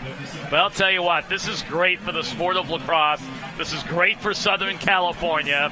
A 17-15 match with 3:27 to go. I actually see a few people who are walking out of the stadium, and I can't believe that. Where are they Who going? would walk away from this game? Are you kidding me? Must have some dinner reservations, some late dinner reservations. Probably somewhere. at Fleming. Where are you going? Well, yeah, I know. Oh, but You've watched the first 56 and a half minutes here. Speaking of great food, I want to thank the Newport Rib Company. They fed us tonight. There you go. Pulled pork sandwiches, Fritos, all the drinks we wanted. Thank you so much to them, Newport Rib Company.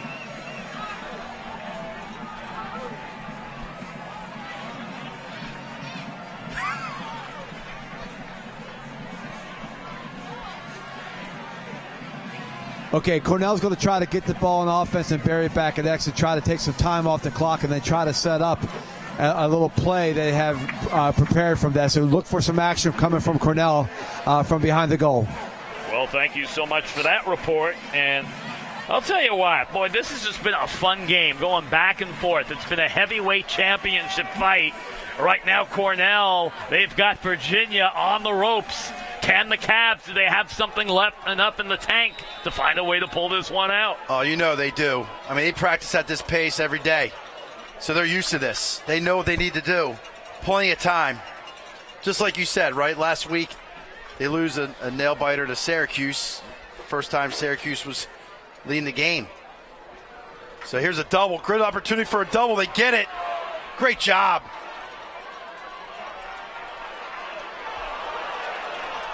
I was going to say, you got to throw that flag. Go, and they do. Got to throw that flag. Man up with 2:57 to play in this one. So this game, anything but over. And that's Conrad once again drawing the penalty. Yep. Right? He got hurt, right? We heard it from Mark on the sideline. He had banged up his hand a little bit on a previous play, probably 3 or 4 minutes ago. Got himself back in the ball game. Picks up a huge ground ball and draws the trip. So here we go as we put on the old seatbelt here late in this one.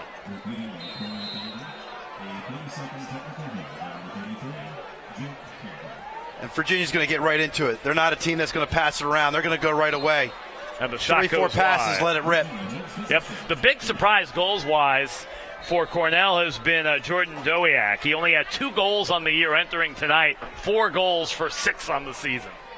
Shot on the way, that goes wide, and possession will be kept. 2:41 to go. Well, hey, we talked about Teat came into the game with 3 goals. Yep. And he has 4 goals. That shot and the save is made by Knight. He's probably got 3 assists. We don't have the stats, but I know he's at least got 2 or 3. Guys are filling up the stat sheet tonight. UVA needs a goal here. Every pass is on the ear. Every one. Yep. Nice move. William, nice shot, move. score! And I hate to call out the Cornell defender here, but this is just one of these plays that you can never do as a defender. You know, you don't want to say it, but you almost got to try to eat this up. You got to stand your ground. Don't lunge. Williams knew he was going to throw a little hitch to a face dodge at him. Kept his composure and buried it 5-hole. Whew. So the scoring by quarters of this one, Cornell 6-0 in the first, Virginia 4-3 in the second, 9-2 in the third, and here in the fourth, it is 6-3 Cornell. And give that goal to Conrad, right? He's the one who picks this ball up at the midfield on the double team, draws the penalty. Absolutely good job by the man-up unit for the Cavaliers to draw within 1. And Williams with his second goal. Both have come here in the fourth quarter. He has now 14 goals on the season. Conrad back on the wing. This is a do-it-all midfielder. There aren't many of them out there. The all-important face-off. And it's going to Virginia. So the Cavs with the opportunity to tie. 2:05 remaining. Here's a throwdown, pick down for Williams again. He scored earlier in the quarter on it. We have a shot of overtime here late in this one. Shot, save. But here comes the 10-man ride. Be ready for Virginia to 10-man. Here it is. Oh, yeah. They're going to throw everything but the kitchen sink here in the waning moments of this. They're in trouble. Cornell's in trouble here. They're fine. I don't think so. Oh, no, you're right. Here they come away with it. It's Williams. You know, they just want to push, attack. I think we have a timeout call with 90 seconds to go. 17-16, Cornell leads it. Don't go anywhere. This Pacific Coast Classic has become an instant Division I Lacrosse Classic.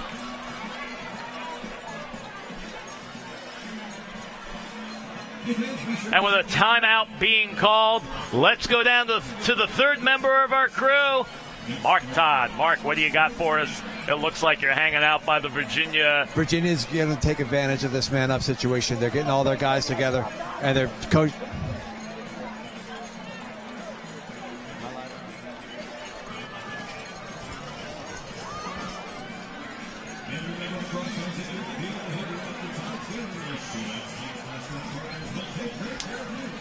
Well, we got 90 seconds to go. 17-16 score. First, if you're Virginia, what are you telling your ball club? Hey, look, I heard Mark mention it might be a man up. I didn't see a flag, so I'm assuming it's a 6-on-6. I mean, look, they're going to go early in the possession, and then they're going to go into their 10-man. So if it doesn't work out for them, it's okay because they're getting a good chance of getting the ball back, just like they just did on that last possession, on that last ride. So look, you got a number of guys. Look, draw the slide, move the ball. They have so many guys that can finish. They're not worried about it. Just keep doing what they've been doing. They put up 16 goals so far tonight. And if you're Coach Kenwick, what are you telling your Cornell Big Red? Honestly, you probably look at your goalie and say, Knight, be ready to make a save for us. Because more than likely, Virginia's going to get a shot. You got to give up the right shot, right? So if you're the Cornell defense, don't let guys get to their strong hand. Try to dictate, right? Try to dictate what Virginia does. Absolutely true. I'd like to remind you, Spectrum Business, the best in business internet, phone, and video service. If you need service in Southern California, easy thing to do. Pick up the phone, give me a call. Mark Heller at 714-620-5547. You know, you can get 60 meg internet, phone, and TV for as little as $126 a month with no contract. Give me a call. Back to action. UVA down by one. Looking to tie. Shot on the way, and the save is made. Point blank range attempt there by Michael Krause. Yeah, that's Krause's bread and butter shot. Surprised he went high or just missed high on it. Great skip pass here to Williams. Cornell staying tight. They're staying compact. Keeping their slides nice and short. And they come away with it, but here comes the 10-man. Virginia's already in it. They're already in the 10-man. And the pick. Looking to tie it. Yes! We're tied at 17. It's A.J. Fish with his first goal of the night, and it comes with 48 seconds remaining to play here in the fourth. Hey, if your first offense doesn't work, go to your 10-man ride. It's going to create an opportunity for you. Cornell has struggled with it tonight, and they struggle with it here to allow Virginia to tie it up. 17 apiece. Oh my, and for A.J. Fish, his 7th goal of the year. 17-17. If I have my rules correct, if we're tied at the end of regulation, we go to a 4-minute overtime. Is that correct? That is correct. Sudden death. But then if after 4 minutes, if no one scores, then you got the sudden death. Nope. That was my understanding. Death. Nope. Sudden death. All right. You score, game over. Pack your bags, start the bus. Okay. All right, start the bus. Yeah. And also we should mention both of these teams are going to be flying early in the morning out of LAX. And on top of that, tonight is the time change. We lose an hour. Yeah, so these guys are going to be tired. They'll probably be sleeping on the plane on the flight home tomorrow. Good luck with LAX. 46 seconds to go here in regulation. Chris and Mark, thanks for joining us here. Pacific Coast Classic. Flag flies. Oh, my. It's going to be man up for Virginia. With 30 seconds to go. So UVA, which is 50% up in man opportunity, has a chance to win it. Remember, they lost with 15 seconds left against Syracuse a week ago. They have a chance to do the exact opposite here tonight. And who's in the middle of that play? Conrad. Conrad. You put him on the wing? I mean, he's in the middle of everything. It's Conrad. That's why he's Conrad. Hey, he's in the middle of everything. It's amazing for him to be able to come over that ground ball, be swarmed by Big Red defenders, draw the penalty, and literally walk. I can't believe he actually gets off the field. I mean, he was getting hammered there. 6 foot, 190-pound sophomore from Timonium, Maryland. Game on the line right now. Look for quick ball movement. Shot by Williams. Score! 18-17 with 14 seconds remaining. A week ago, they lost with 15 seconds to play. Tonight, they take a one-goal lead with 14 seconds to play. Talk about retribution. Oh, man, we talk about the Cavaliers man-up unit. Look, 6-on-6, these guys are tough to stop. Good luck, 6-on-5. Williams steps into the gap, buries it high to high. I think the goal might have moved on that a little bit. I mean, he let that one go. Whew. Look, we talk about, as coaches, you talk about when you shoot to score. You don't just shoot to shoot. Williams shot knowing that ball is going to hit the back of the net. His third goal of the night. All have come here in the fourth quarter. It's 18-17 Virginia. Conrad back on the wing for the Cavaliers. I mean, if Virginia comes up with this W, you got to look at him as maybe possibly the player of the game. The all-important face-off. Cornell comes away with it. They have a chance to tie here in the waning moments. Cornell. Shot. Score! Score! 18-all with 4 seconds remaining. It's Jordan Dowiak with his 5th goal of the night. Dowiak is a man. He is stepping up to the plate. He's delivering. This guy's done it for 59 minutes, 56 seconds. You got to be kidding me here. Woo! That's another one. Are you kidding me? You got to love it. That's are you kidding me goal? Craziness here in Costa Mesa, California at Orange Coast College. And the fog's starting to set in as the night rolls on here in the Western Night. This is 18-18. Woohoo! Love it. Love it. Oh, my. Dowiak. What a play. Dowiak wins Zowiak. What a play. Hey, look, there's plenty of time to get one here. We're going to overtime. At the end of 4 quarters and 60 minutes of lacrosse action, we are tied at 18 apiece. Overtime coming up when we return.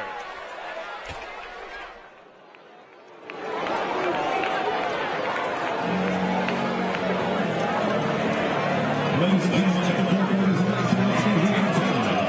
And to send that overtime. We'll have a 4-minute overtime drill. With a lap time of 7 Portland players. Each team will be allowed 1 time per overtime drill. And the first team to score will win the game. It's Sunday overtime, and it's coming up next at the 2017 Pacific Coast Shootout. Now that we're in between the fourth quarter and overtime, let's go down to Mark Todd. Mark, it's got to be zaniness down there. What's happening? All right, Cornell's got an offense set up for the first shot. Sudden victory overtime, and they had their play all set up and ready to go. They just got to get the face off. Thanks, Mark. So the scoring by quarters, 6-0 in the first Cornell, 4-3 Virginia in the second, a 9-4 at halftime, 9-2 run by Virginia in the third to make it 13-11. Cornell with a 7-5 run in the fourth. We're tied at 18. The game-tying goal scored with all of 4 seconds remaining by Jordan Dowiak, who, by the way, has 5 goals tonight, 7 for the season. Where did this guy come from? Hey, this is the first time, I mean, being on the West Coast now for 10 years, you don't get a chance to see many lacrosse, Division I lacrosse games. And I'm, we are blessed right now to have Virginia and Cornell and just the style of play that we've seen for 60 minutes. This is as good as it gets. So we got 4 minutes. This is it. So we got 4-minute overtime. Is it the first that scores wins, or we play the full 4? Sudden death. Okay, you score Sudden a goal, death. game over. Score a goal, pack Start the up bag, the bus, start the get me out of here. Okay, so now we know. And is it going to happen in the first 5 seconds? It could. I mean, honestly, don't go away. It could. We're starting up here in about 30 seconds or so. So here we go. And most of the fans have not left. I couldn't believe a few were leaving. But I bet even those who are walking out probably walk back in. I think they're still sitting right over there by the scoreboard. Yeah, they haven't left. They're probably hanging out by stopped. the Newport Rib Company saying, give me another pulled pork sandwich while I'm waiting here in the OT. Murphy going up against Rasimowicz, and Rasimowicz comes away with it. He wears number 13. Along the sideline, loses possession. It goes to Virginia. Conrad makes the play. Yep. Gets the ball to Virginia. They actually had a little 6-on-5 there. Didn't want to throw the ball. Krause, he's a good guy to have the ball. The freshman behind the cage. They swing it. Yeah, Virginia's going to get their guys on right now. They're going to get their top 6 on the field right now. Yep. Well, you got the likes of DeMario and Krause out there. Williams, who had an outstanding fourth quarter of play.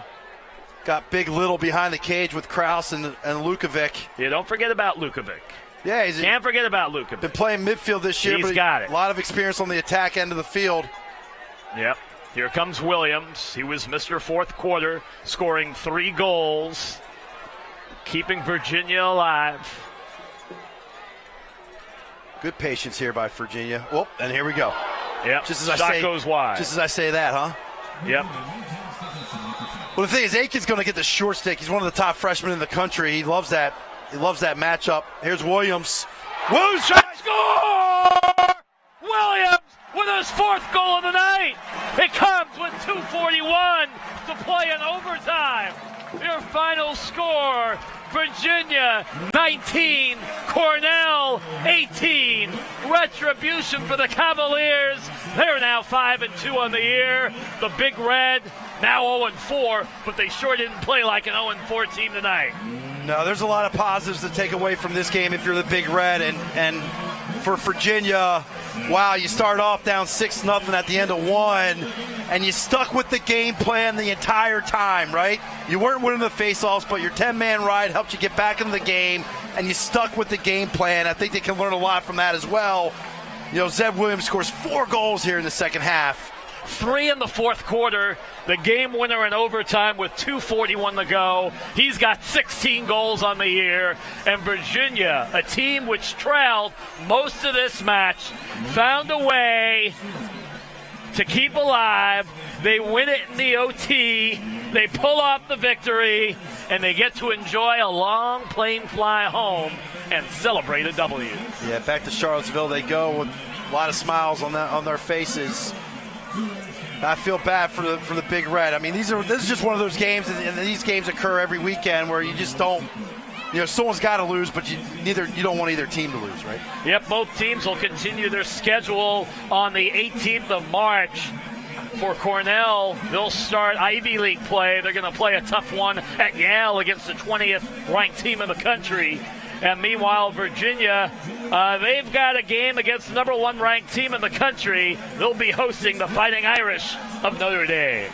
Yeah, look, being a part of the ACC and being a part of the Ivy League, you're going to have a game every weekend that, you better get ready to put your chin strap on and be ready to freaking play for 60 minutes. Boy, what a crazy, crazy game. One that definitely goes down for the ages.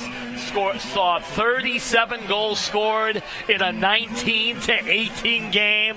It looked like Cornell early on. Boy, the Big Red, they were on a roll. They were up 6-0. They had Virginia on their heels, nothing they can do. And the Cavs trailed 9-4 at halftime, but in that third quarter, they went on a 9-2 run to claw and get back into it. The teams went back and forth in the fourth.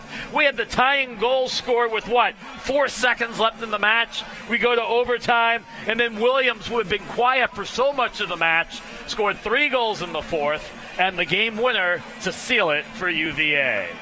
I mean, Virginia scored 15 goals in the second half. 15 goals in the second half. Teams would love to do that for a game. They did it in 30 minutes. Absolutely true. I don't know if we can maybe get a hold of Mark Todd on the sidelines just to see what's been going on with the celebration and the reaction when Virginia was able to score that late goal. So let's go down to Mark for one final report.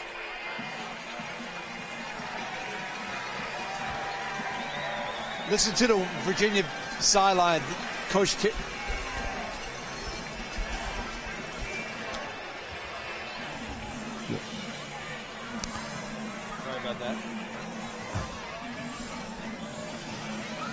So right now, UVA huddling up after their victory. Lars Tiffany coming up with the big win. A year ago, he was the head coach at Brown, where they made it to the national semifinals. 16-3 record, the best ever in Brown history. He comes to UVA, and maybe he's starting to pull some of that magic that he had when he coached in the Ivy League. Yeah, look, I mean, I watched Brown play last year in the Final Four against Maryland, and I'm watching the way they're playing. I'm going, man, what high school lacrosse player wouldn't want to play that style of lacrosse? And now he's bringing that to Charlottesville, and I would say it again, what player doesn't want to be a part of this style of lacrosse, right? It's fun. He allows you to make plays. He understands there's going to be turnovers, right? But he wants the guys to have fun. He wants them to play loose, right? And look, it worked out for him tonight. I mean, any team that's high scoring usually has a lot of fun because everyone likes to score. Except for maybe the defenders. Right? They're the only ones maybe. The offensive guy, you're a midfielder or attackman, LSMD midi. Let's go. Maybe as a close defender, you might be playing a little bit more defense than you would love to. But, that's all right. I love it. When I was at Arizona State, my first year there, we had some really good offensive players. We had the mindset like, hey, we might not stop you, but we're going to outscore you, right? And that's what Lars Tiffany's doing here with Virginia. Did it last year, the last few years when he was at Brown. The motto is, hey, we might not stop you, but we're going to outscore you. Oh, also I wanted to mention I bumped into one of the young men from Virginia who's from upstate New York, from Westchester area. His parents couldn't make it. He told me I should say hello, so I'm saying there hello. Just wanted to make sure I didn't remember that before we wrapped up the broadcast. But probably safe to say that Cornell is the best 0-4 Division I lacrosse team in the country. Oh, no question about it. Look, you got Penn losing to Michigan today, right? I mean, I think the Ivy League's wide open. Yale's lost a couple games. Harvard's lost a couple games. The Ivy League, that conference is wide open right now in my mind. And Cornell, going back to, Ithaca, New York, should feel the same way. And also, of course, you can never rule out Princeton. Right. They had a huge win over Hopkins. I don't know. I haven't paid attention to how they did after that game. But, look, it's an open, right? If you're Cornell, you're not looking at your record. You're getting ready for the next game. Yep. The only thing that surprised me is I'm thinking about all the high scoring that took place was that Aitken for Virginia didn't score a goal tonight. But what's that tell you about Virginia? That tells you how many weapons they have. I would be scared if I'm a defender for any other team in the country. That scares me. Yep. Look, you got Notre Dame. Notre Dame, I'm sure their coaching staff's watching this game. I mean, their scouting report is going to be long on the offensive end of the field.